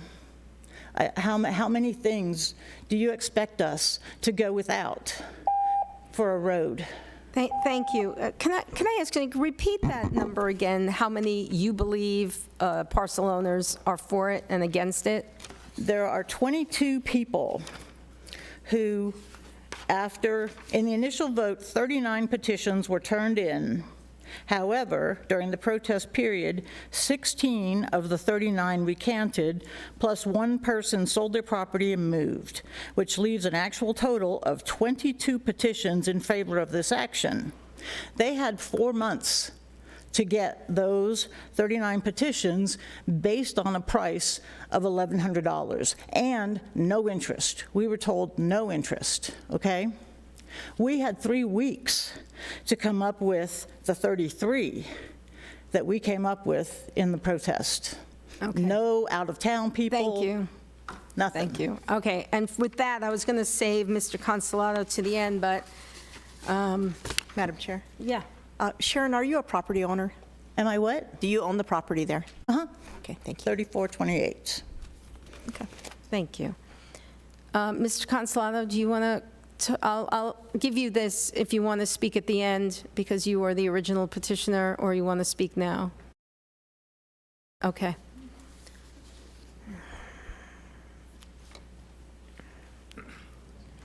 Good morning, Madam Chair, Supervisors. I'm Jim Constellato, 3024 Malibu Road, Golden Valley, Arizona. I am a property owner, and I was one of the original organizers of the Malibu Road Improvement District, which was formed and originated with an intense community spirit about mid-2017. So a small group of us got together and we worked closely with the county.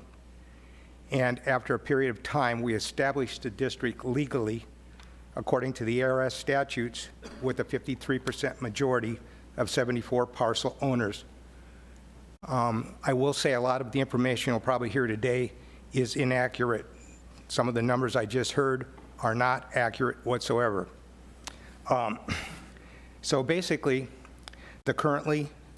today, the still standing legal majority is in place.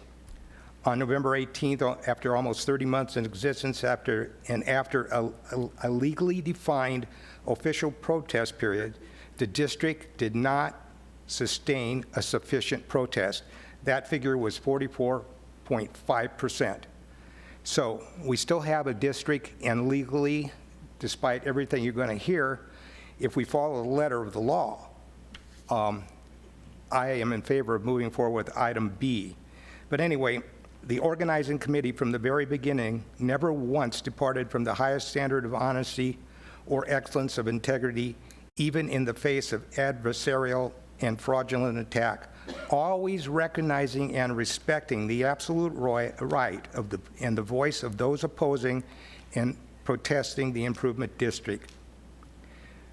We basically, the standing majority continues to seek a higher standard of pride of ownership in the community, and that means at times we look past our own personal interests in favor of a better future of safety, health, and economic prosperity in the community, in society, and for the county. We still believe this improvement district is a net plus investment for the community and the county in these areas, and moreover, for all the parcel owners. So the standing majority, speaking on behalf of them in the letter and in the intent of the law and the governing statutes, limiting the extent of the district makes no sense in terms of traffic flow, and in the cost reduction is insignificant and minimal. On behalf of the standing majority, we reject item A on the agenda, but ask the board to vote to proceed forward under item B with no further protest period at this step. So I'd just like to end by thanking the county for the work they put into this, and I'd like to say that I feel very bad that there are any hard feelings in the community. Okay. This is not a personal matter. Thank you. Thank you. Any questions from Mr. Constellato? No.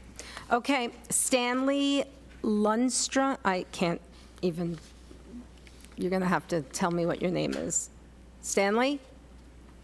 No, I did not sign up to to speak, but Does your last name begin with an L? yes, Oh, okay. You just wanted to say that you're in favor?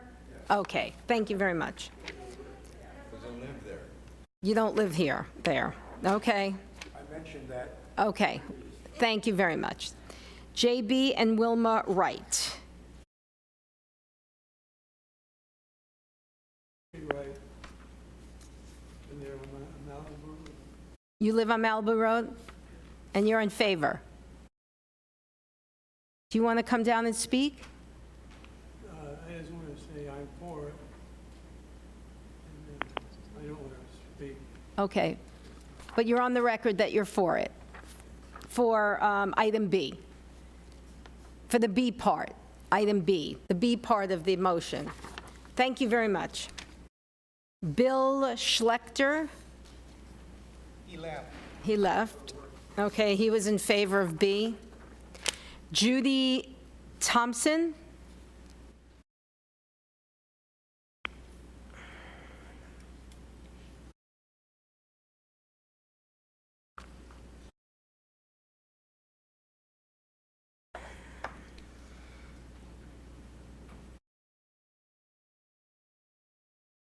Good morning. My name is Judy Thompson. I live at 3194 West Malibu Road. I feel that it is unfair, if even legal, to uphold the original majority, which was based on an estimated cost of $1,165 per acre per parcel owner. While this was said to be just an estimate, there is no way that an estimate can be upped by 300%.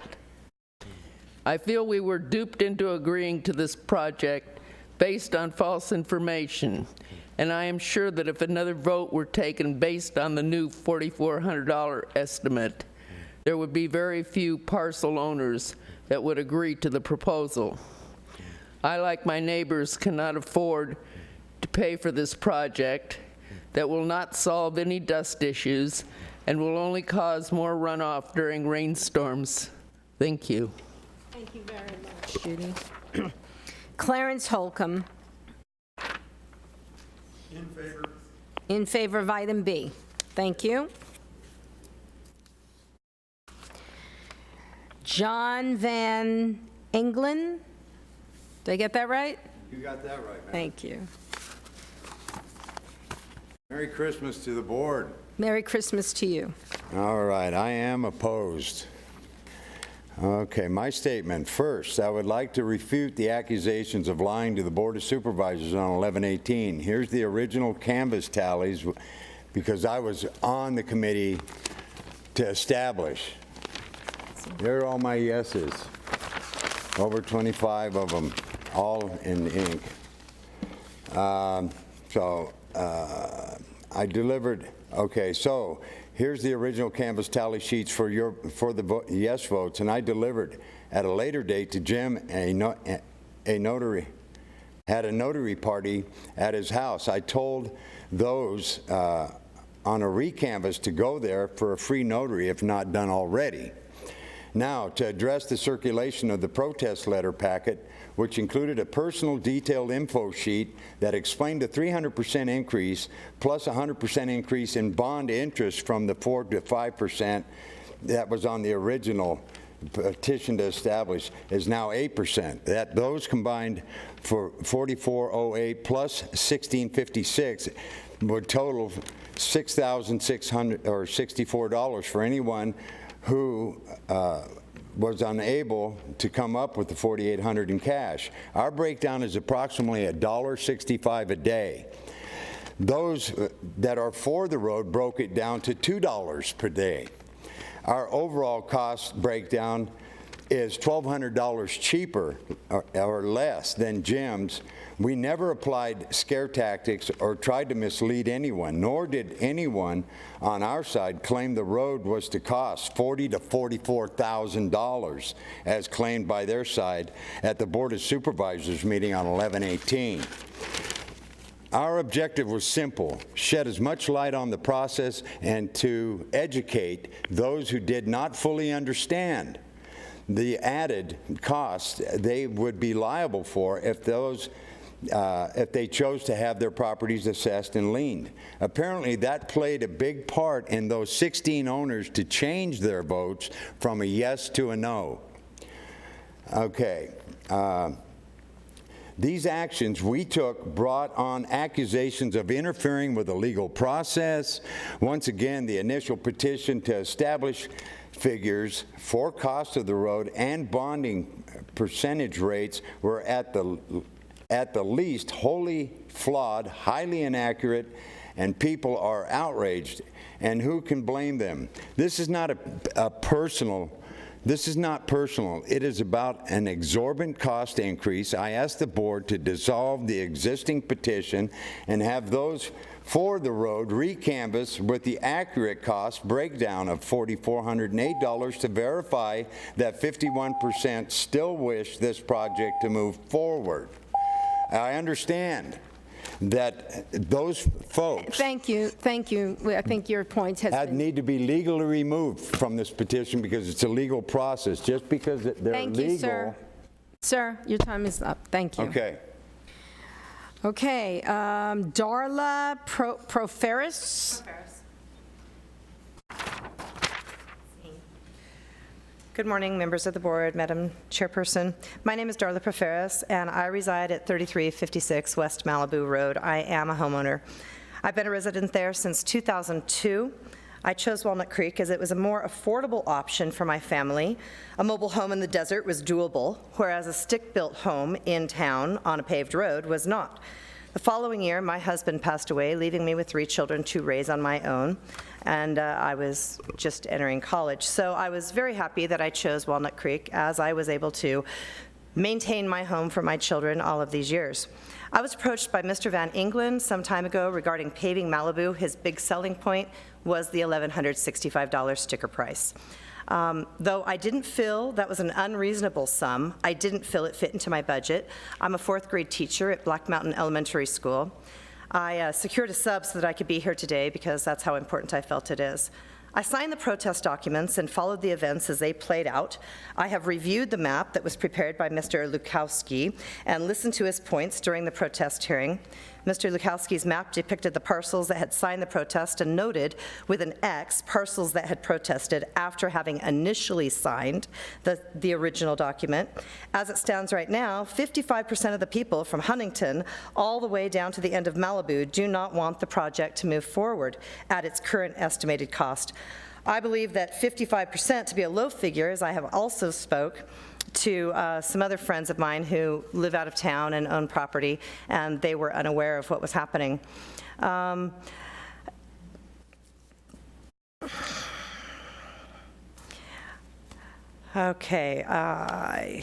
Sorry. Those who can't afford it want it to boost their property values and have come here claiming the people who don't want it are intimidating. I've experienced the opposite. The resident who contacted me was very friendly and honest. He was not pushy at all. All of this so some people can have pavement. I ask you, the board, to dissolve the district if it is within your power to do so today. And if those who remain adamant and still insist upon pavement want to give true figures and not bait and switch figures to the residents in order to make an informed initial decision, then let them. But as it currently stands, 16 of the previous yes votes have changed their minds. If you choose not to dissolve the project, then please consider leaving the end of Malibu out of it, as you did Huntington and Tony Joe, as 55% from Huntington to the end of Malibu. No, they do not want it. 61% from Tony Joe to the end of Malibu do not want it. Leaving Huntington and Tony Joe out of it did nothing. It was neither here nor there. It made a few $100s difference, but when you are only considering 4 properties, 2 of those signed protests and 2 of those stayed out of it. It was neither here nor there. Thank you so much. Have a Merry Christmas. Thank you. Bradley Morrison.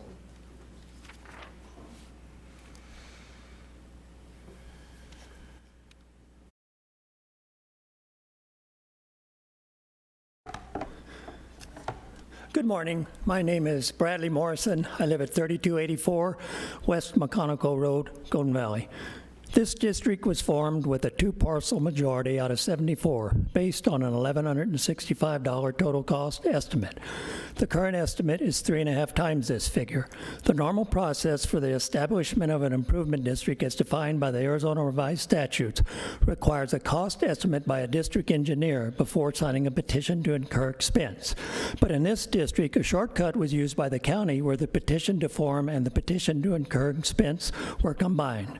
By combining these two steps, the organizers got the parcel owners to sign a blank check based on the $1,165 total cost estimate that both organizers have called a miscalculation, and Mr. Henley's and Mr. Letowski's previous comments before the board support that statement. So we have a district that would not exist if normal procedure and an accurate cost estimate was used in the formation of the district. At the November 18th protest hearing, it was shown that there was a net loss of 16 petitions from the initial formation of the district. So now there's nowhere near a majority in favor of this project, but the organizers continue to push forward only because they once had a majority based on an inaccurate cost estimate.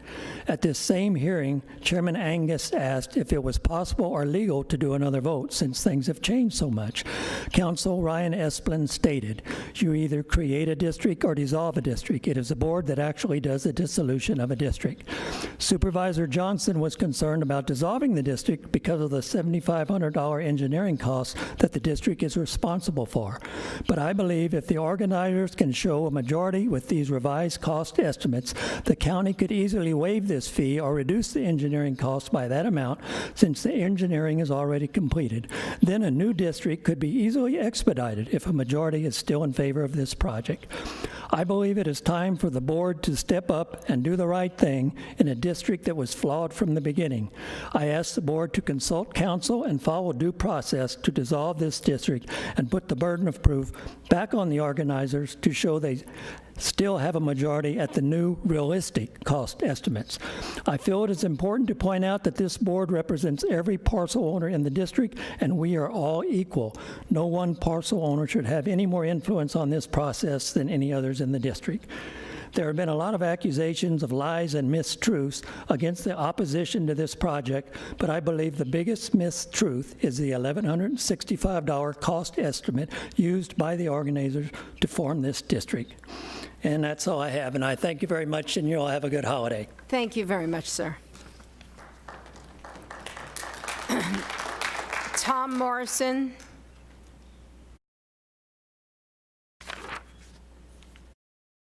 No relation to the last speaker, huh? I'm Tom Morrison. I live at 3025 West Malibu, and I am in favor of this project. I'd like to have my street paved, but I'd like to have it paved at a decent price, and it's hard to tell what the decent price is going to be. You hear anything from the ridiculously low price to the absurd high price, depending upon whether they're trying to organize approval or to organize disapproval.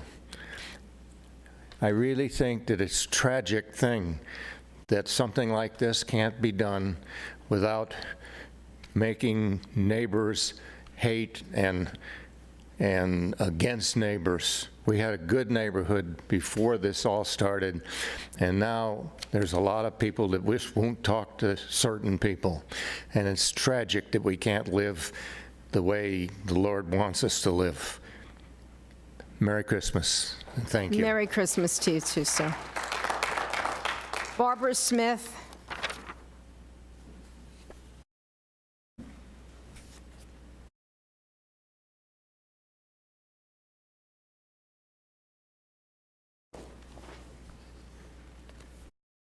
My name is Barbara Smith. I live at 3284 West Malibu.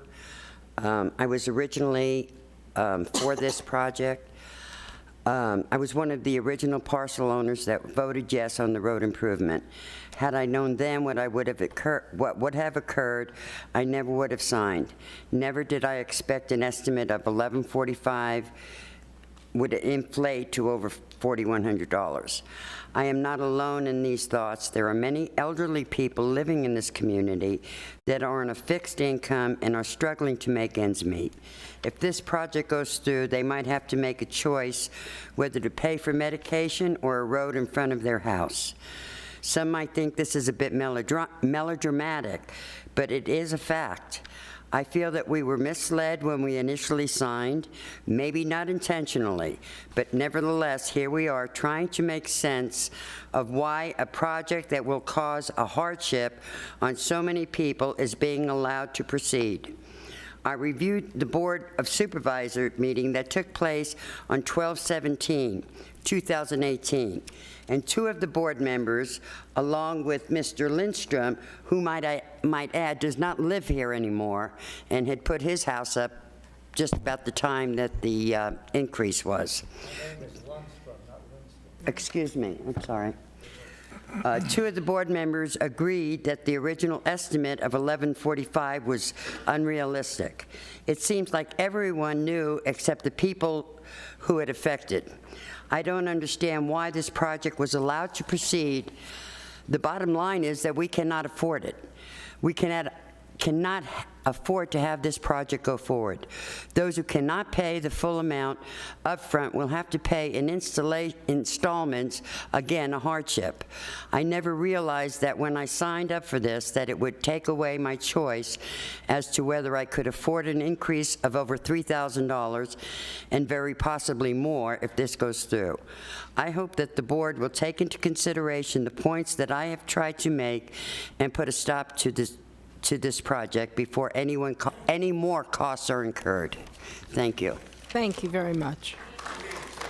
And last speaker I have is Karen Vaningelen.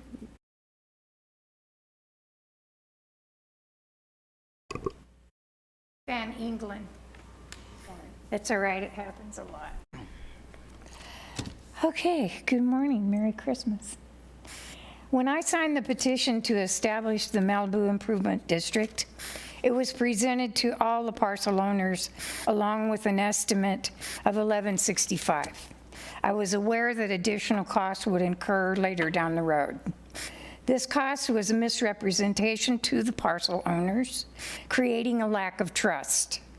Now that cost has increased substantially to $4408, and even if we take off Tony Joe and Huntington, the overall cost is still high. This has only solidified the no confidence and lack of trust that the people involved feel. I ask the board to dissolve and start a new petition to incur expenses. Thank you very much. Thank you. That's all that's signed up. Is there anyone else who'd like to say something? Quick? Okay, you'd like to say something? Are you a homeowner? Okay.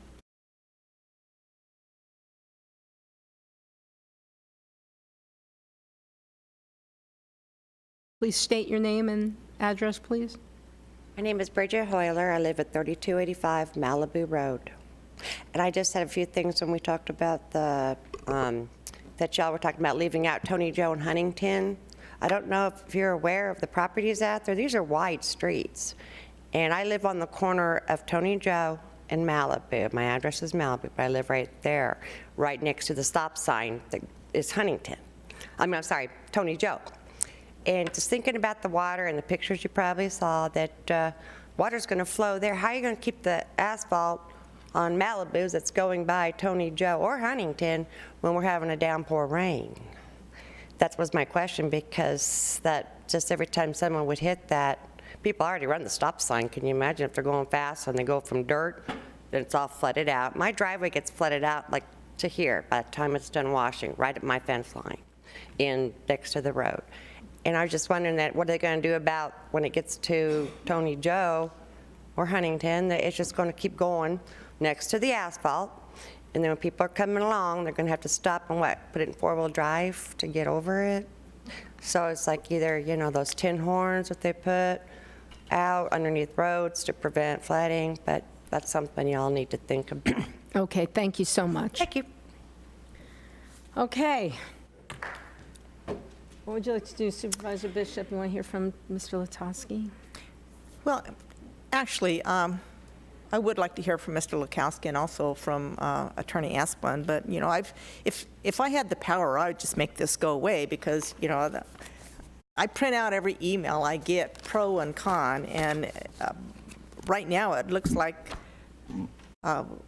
Asplund can confirm, but it looks like we have still the legal majority in place. So I'd like to hear what Mr. Lukowski has to say and also our attorney before I make a motion. Thank you, Madam Chair. Okay.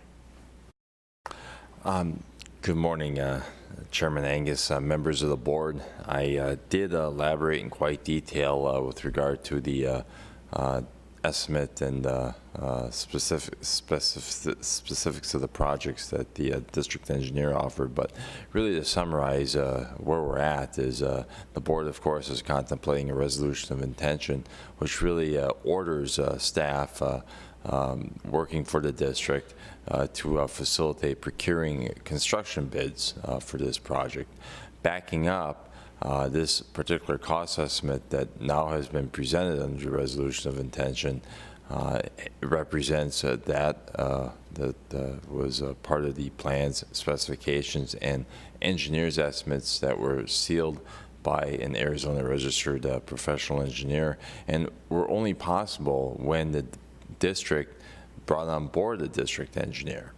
At the petition to incur expense stage, whether it's this project or any other project, it's extremely challenging unless persons may be undertaken under their own expense to obtain engineering services at zero cost because until that petition to incur expenses passed, the district simply has no liability for or obligation for any expenses rendered on any work that isn't subject to a petition to incur expense. So it took the petition to incur expense, and then that opened up the process of entertaining bringing on board a district engineer, which the board, I believe, diligently and carefully considered options whereby it was first presented to bring on board a outside consulting engineer at a hefty cost, and then Public Works reassessment of our potential assessment to the district offered a solution of not to exceed $7,500. So fast forwarding to the present, the board is now contemplating charging staff with procuring for construction bids. And it's only at the time when we know construction bids will we know some actual costs. Also included in the engineer's estimate is the administration of the district. That may include bonding and bonding for the improvements if not all the 100% folks that are subject to the assessment, which stands at 74 parcels, pay their fair share. So the bonding represents really going out and although I'm not really a financial consultant, I'm certainly not, basically facilitating a municipal bond. We did cap that. It used to be a 12% cap back some decade plus ago, but obviously in the current financial climate, we capped it at 8%. We don't know what the interest rate on the bond would be. That would be what the market's calling for, and that's where the financial advisor, as far as setting that instrument in place, and bond counsel, as far as the mechanisms, the legal side of bonding, would also be involved. So those would be inherent costs as well if the costs were not paid up in full. Lastly, I'll lead off that or close that the property owners who will have an opportunity to pay the aggregate sum in principle under a cash demand period. That'll come actually quite quickly after the board accepts the low bid for the project, because the contract and work would not be undertaken until the cash is actually in place so that the contractor and other associate parties could be paid for carrying out the work. Okay, thank you very much. Anyone have questions for Mr. Latowski? Nothing? So in the beginning, when you're talking about after you hire and you'll get the real is there a possibility this can even go up higher? Chairman Angus, there's a possibility that due to the timing of procuring of bids and the current market demand for construction services, which bleeds not only into the horizontal construction but also the vertical construction, that we could see a bid and present it to the board. And the board would have an opportunity to reject the bid or award the contract, but we could see a bid higher than the engineer's estimate. And you presided over the protest hearing, I heard? And so, again, there's some difference in numbers. How many people and what was the end number of for and against? Chairman Angus, at this point, with regard to the protest period, which Public Works facilitated taking delivery of any written protests that we received, there were originally 39 petitions signed. Of those 39 petitions, which 39 would have been the majority when it was signed, 16 have submitted a protest. And at the present, 33 total protests were received by Public Works during that protest period in writing. So what's the final number? For 30, so there are 33 against? There are 33 and how many for? protests. 33 to 74 parcels protest. Okay, and any answer for the lady who talked about her flood issues? Oh, good question. With regard to the petition to incur expenses, this is a project that only calls for hard surfacing Malibu Road as well as Tony Joe and Huntington. It does not expand to resolving any off-site drainage issues. As part of any highway work project, the engineer will carefully consider what needs to be accommodated with regard to handling and conveying any flows that actually hit the pavement itself. The pavement is a hard surface, and controlling those in a manner that does not create any additional impact. But this project does not expand to handling or improving the conveyance of off-site flows that currently impact the greater Walnut Creek area. Okay. Supervisor, oh, go ahead. I believe she was more concerned about the transition between the paved and the unpaved. If there's anything that you guys have to do in that transition area. Chairman Angus, Supervisor Gould, I'm confident that the district engineer would have looked at all elements of the drainage that would be attributed to any exacerbating conditions caused by the work. One of the speakers mentioned that the county combined two of the processes. Do you have any, do you know what he is speaking of? Supervisor Gould, I believe this is in reference to, and statute does permit this, the formation of the district as well as the petition to incur expense. So those two processes did happen simultaneously. See, what happens is with any improvement district, an improvement district can stand alone and actually be formed without even a petition to incur expense at the time. Maybe folks just don't have an improvement in mind, but in this case, the kind residents of Malibu Road and Greater Walnut Creek that are involved here had a project in mind right from the start. And just to expedite the process, there was a statutory provision that allows for combining both petitions. But again, because no district engineer was available at the time that would incur an expense, there was no representation of costs. Could they have circulated a petition to incur engineering costs or to come up with a more accurate price for the project and then petition again for that price to do the job? That's a very good question. And actually what the petitioners, what the district could do, through its property owners, they could render a petition to incur expense. And the key here is explicitly defining what expense is desired, what outcome, what improvement. And in this case, you're really talking about more of a professional soft side services to develop, I'll just call it very loosely a design concept report for that particular project. that could have been undertaken, but the residents did not do that. They represented that they desired to have a design and construction of a paved road, and staff just adheres to, you know, the desires of the property owners. These improvement districts, and I know County Manager Hendricks really gave a really solid talk on this last time, is basically at the will of the property owners, and we followed their direction. Thank you, sir. Thank you. Madam Chair, Mr. Lukowski, Mojave County is a very young county. In fact, Arizona is a young state, but going back in history, the reason that we have developments such as Walnut Creek is because at the time that Walnut Creek was put in, we didn't have any requirements from developers. Is that not correct? I mean, now if somebody wanted to do a development such as Walnut Creek, they'd have to actually put in curbs and sidewalks and streets. Is that correct?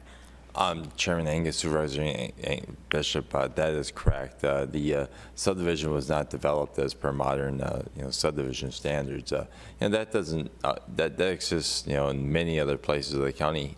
Heck, it exists in the city as well, with some of the old railroad lots. These improvement districts will probably be happening all over the county as the population increases and our citizens require better services, paved roads and everything. So this is not unique. It's very complicated, and I really feel bad that the community, the neighborhood has been torn apart by this, but this petition was brought to us by the residents.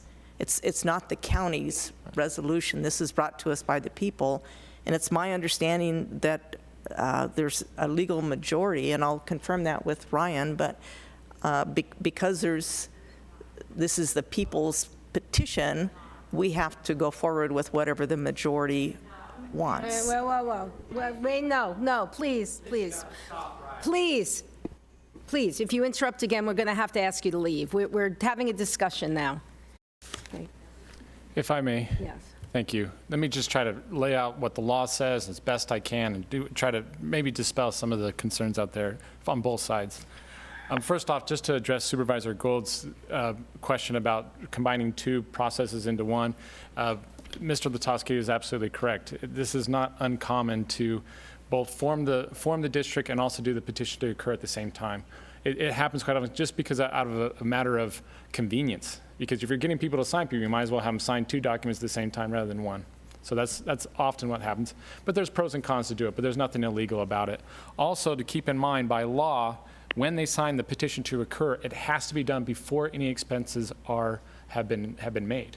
So by law, before any expenses can be incurred, that's when the petition to occur happens. That's what happened in this instance. So in this instance, they formed it. Now that it has been formed, there is a board, and that's this board right here. This board will make the decision. It doesn't come down to who's yes or no or what. It doesn't. At this point, the board will decide whether to pass the resolution of intention. Now, where the percentages come into play is only here, okay, if the resolution of intention is passed. If the board passes the resolution, then a majority of property owners can come forward and say, we don't want this project. And the effect that has is it just delays the project for 6 months. That's what that happens. So where we're at today is this. We are deciding whether to pass a resolution of intention. You will have to decide whether to pass it or not, either A or B, or you let them die and you don't want anything to go forward, okay? If it is passed, then we will notify the property owners that a resolution of intention has passed, at which point they will have 20 days to file an objection if they wish. After that 20-day period, we will calculate again, and then if there is a majority, then the project will be put on hold for 6 months. If there is less than a majority, then that will be brought back, and you will decide whether to order the improvement. And you can order it or not. They have the discretion. This board has the discretion. The point is, it's this board that makes that call whether to do it. The only thing that this vote has is if, after the resolution is passed, if they get the majority, then it has to stop for 6 months. That's what the statutes say. So I want everyone to hear that. This is not the time, sir. If this passes, they have 20 days Correct. to to file an objection. We're basically doing the exact same thing that happened 2 months ago. Okay. Where this board passed a resolution of intention. They passed it. We then followed the procedure of sending notices to the property owners. Property owners then objected. We heard the objections, and at that time, a month ago, the board said we move to modify the assessment district to try to accommodate this. And now we're coming back on that proposed resolution to decide whether to do that or not. Okay, so again, there's another period of protest. Just want everyone to hear that. Yes, and I want to make sure, Mr. Consolato and I, we've debated this, and I've reviewed these statutes. I've looked at it very clear. If you look at 48-917, that's where it says if we pass the resolution of intention and a majority come forward and object, that puts the 6-month hold. But nothing in that statute says that the board must move forward with the project if there's less than 50%. It doesn't say that. There's nothing in there that says that. In fact, what it says is, in E, it says that the board may modify the extent of the proposed assessment district, in which event a new resolution of intention shall be passed. That's what we did at a month ago, at 2 meetings ago. That's exactly what we did. So it says nothing in there that says that the board must move forward if there's less than a 50%. In fact, if you go then 2 statutes later at 48-919, that's where it says after you've heard those objections, the board may order by resolution the proposed improvements. The point I'm making is it's the board's authority to say we want to move forward with this or we do not wish to. And if you look at some follow-up statutes after that, it even talks about how the board could abandon the project. Even after we've gone through that, you may get all the bids back, and the bids may say, you know what, we don't want to do this. This is too high. We're not going to do this. We're going to abandon it. So you can even do it at that point. And one last thing to keep in mind is if you look at one other statute about the estimate, so we have the engineering cost. The engineer prepares the preliminary plans, shows the location, the type and character of the proposed improvements, and the estimates of the costs and expenses of the proposed improvements. That's what we've got. And then this line says, the assessment for any lot shall not exceed its proportion of the estimate. So we cannot go over that estimate. That limits that. And Mr. Hendricks and I were just talking about that. In the past, if there was anything that came over or whatever, we could say, well, this is the cap, right? Or something along those lines. I can't remember the whole thing. But basically, we're capped at that estimate. And then you guys can say, well, we have to do that. And that'll be put out in the bids. The bid will say, hey, this is our estimate. This is how much we have. And the bids will come back. And if they're above that, at that point, you may say, well, we need to abandon the project and not move forward. Okay. So this just doesn't end it today. This is just the process. It's important to understand that this is an important step. If the resolution of intention passes, then we'll have an objection period, and then it'll be brought back if there's objections, which I assume there's going to be one, right? At least one. So we come back, at which point, if the board will hear the objections, and then if they order it, then it'll move forward. If they don't order it, it'll stop. Okay. Sir, you spoke earlier. I know, but I would like to ask some questions, and I want to comment. Is it short? It's very short. Just one question. Right. There was a moment in the December 17, 2018 meeting that concerned an exchange between Mr. Latosky and June Bishop. Her concerns over the 6 people at that point that were pro had flipped. And Ms. Bishop continued to kind of lean into Steve, and he said this is a legal process, and we understand that. We now have 16 people that were for it or against it out of the 33. But their names cannot be removed. They are still bound to a legal process. Question? Yeah. Yeah. Well, what's your question? The petition to rescind. Okay. You're going to have another chance at the protest period. Okay. So everything that happened before, sir, I'm going to ask you to sit down. The petition to rescind can take place before the protest period. Okay. Sir. Latosky was going to talk to Mr. Esplin about. Sir, I'm going to ask you to sit down. Thank you. And Chairman, if I can just add, you know, I don't like to think of this as how many are for, how many against, what percentage are for, what percentage are against, which ones are the original, how many numbers. That's not relevant. It's not relevant to the equation right now in terms of moving forward. It may be something you can consider and say, you know, boy, there's a lot of people who don't like it now, but we ain't going back and dissolving the district today. Right. You know, there is a process to dissolve it, but you would have to do it at a different hearing before this board. But I don't know if it's helpful to the discussion to say, well, there's 16 people now, there's 2 people who have moved in, these people have moved out. That's not the issue. Yeah, it's the process, and the process is going to move. Okay. Anyone else? Supervisor Johnson? Are you still with us? Still with you, Madam Chair. No, I have. All right. Okay. Supervisor Bishop.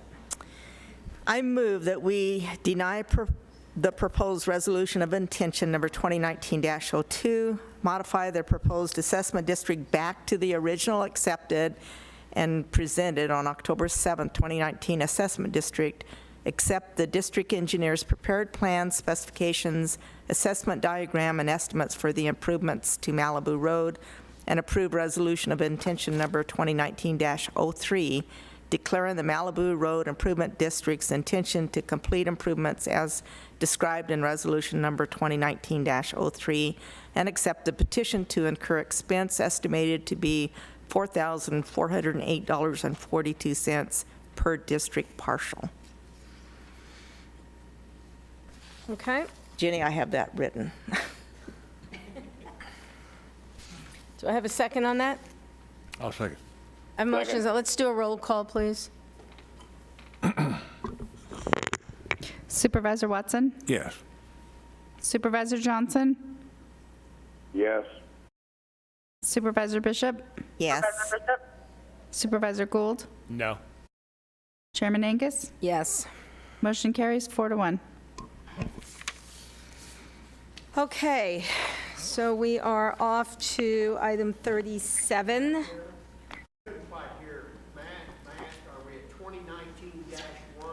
We passed B. The B. 2019. Yes. It'll be, No. Yes. Yes, yes, yes. Yes. Dash 03. Okay. Okay, item 37, the discussion and possible action, acknowledge and authorize staff to schedule public auction for future board meeting upon receive appraisal by an independent Arizona licensed appraiser at no cost to and without reimbursement, obligation by the county for the proposed sale of a portion of parcel APN 402-61-210. I do have a couple of people signed up for this. Mark and Kelly Henderson.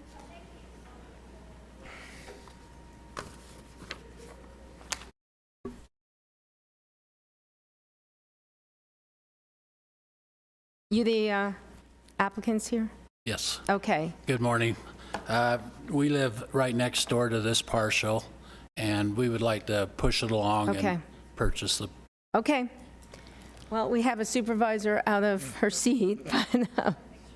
Motion to approve. Okay, motion to approve. Second. All in favor?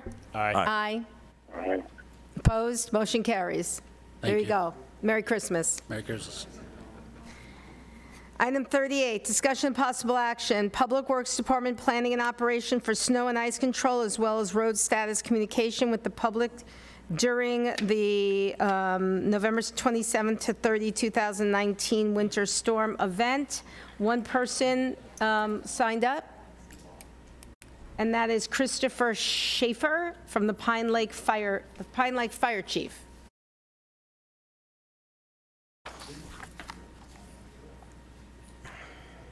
I want to ask the audience to.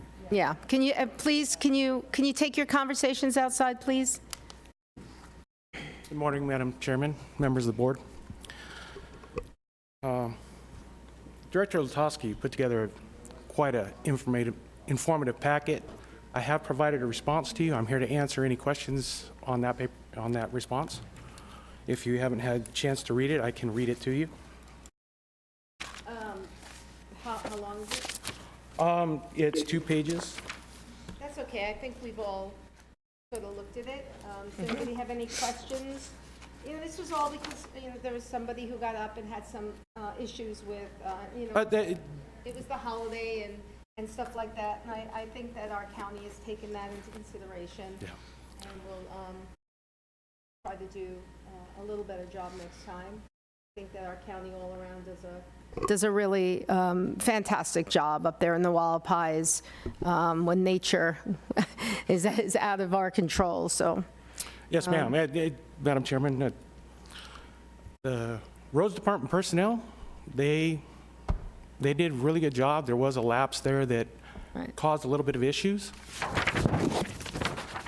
I think all parties involved are willing to work together to improve any future events. And just want to make my presence known. does anybody have any questions for the speaker or for the county? I have a remark. Okay, go ahead. Our road department did the very best job they could possibly do under the circumstances. And then we had another storm, correct? Yes, sir. We had a second wave of the storm came through. At some point in time, the people that are using that road need to use some common sense. Agreed. Yeah. So I'm not sure how we're going to make sure that happens, because it seems to be pretty common these days for people to think that their four-wheel drive Subaru or whatever can climb mountains to no end. Yes, sir. I had, following the event, there was an article in the paper that, for lack of anything better, was misrepresentative. And I had contacted Supervisor Bishop, and we both agreed, you can't fix stupid. I totally agree. Now, that said, we can reduce it or try to curb it. If you can reduce stupid, good luck. By that I mean... I have a residence Yes, sir. in the park up there. And for years, we didn't have any problems. The road department did a great job. Sure. If they couldn't get to you, you waited till 11 o'clock or 12 o'clock in the day when the surface was dry, you could drive down. Yes, it's sir. very few times in which the road is impassable. So I would recommend to those folks that are having a hard time with this to use some common sense and to use their best judgment. There were people up there in sedans taking their children up to the snow. And God forbid if they'd have slipped off the side of that mountain, they'd have had a tragedy. Yes, sir. Supervisor Watson, you're absolutely correct. And that is also my concern. Well, I have nothing, I think you misunderstand why I'm here today. no, I understand why you're here, and I applaud your presence. I'm not giving you a bad time. I'm just giving the folks that can't use common sense. Common sense doesn't appear to be very common anymore, unfortunately. Okay. I have to agree with that. But I have nothing but accolades for the roads department, and I'm here to support them. Okay, well, thank you for the report. And Madam Chair? yes. I just wanted to thank you for writing that letter, and also for Ms. Kaufman for speaking and writing an email. But it appears from your writing and her comments that there's some expectation that the road department should patrol routinely during the day and night during inclement weather. And I don't know, nothing was said about the sheriff's office doing the same thing. But, you know, during these times, in emergency services, you know as well as anyone, probably better, that your resources are stretched really thin, and we can't ask staff to leave critical situations to patrol a road to see if we should, as what's been said, use common sense or fix stupid. I mean, if you have a two-wheel drive and you're going to go around signs recommending that four-wheel drives and snow tires are recommended, do we barricade the road and stop all traffic for those who live up there that have four-wheel drives and chains and can get up there? I mean, there's got to be, like Supervisor Watson said, there's got to be some common sense. And I've lived here all my life, and so has Supervisor Watson. And Absolutely. we know the road is icy up there. We all know that. So. Yes, ma'am.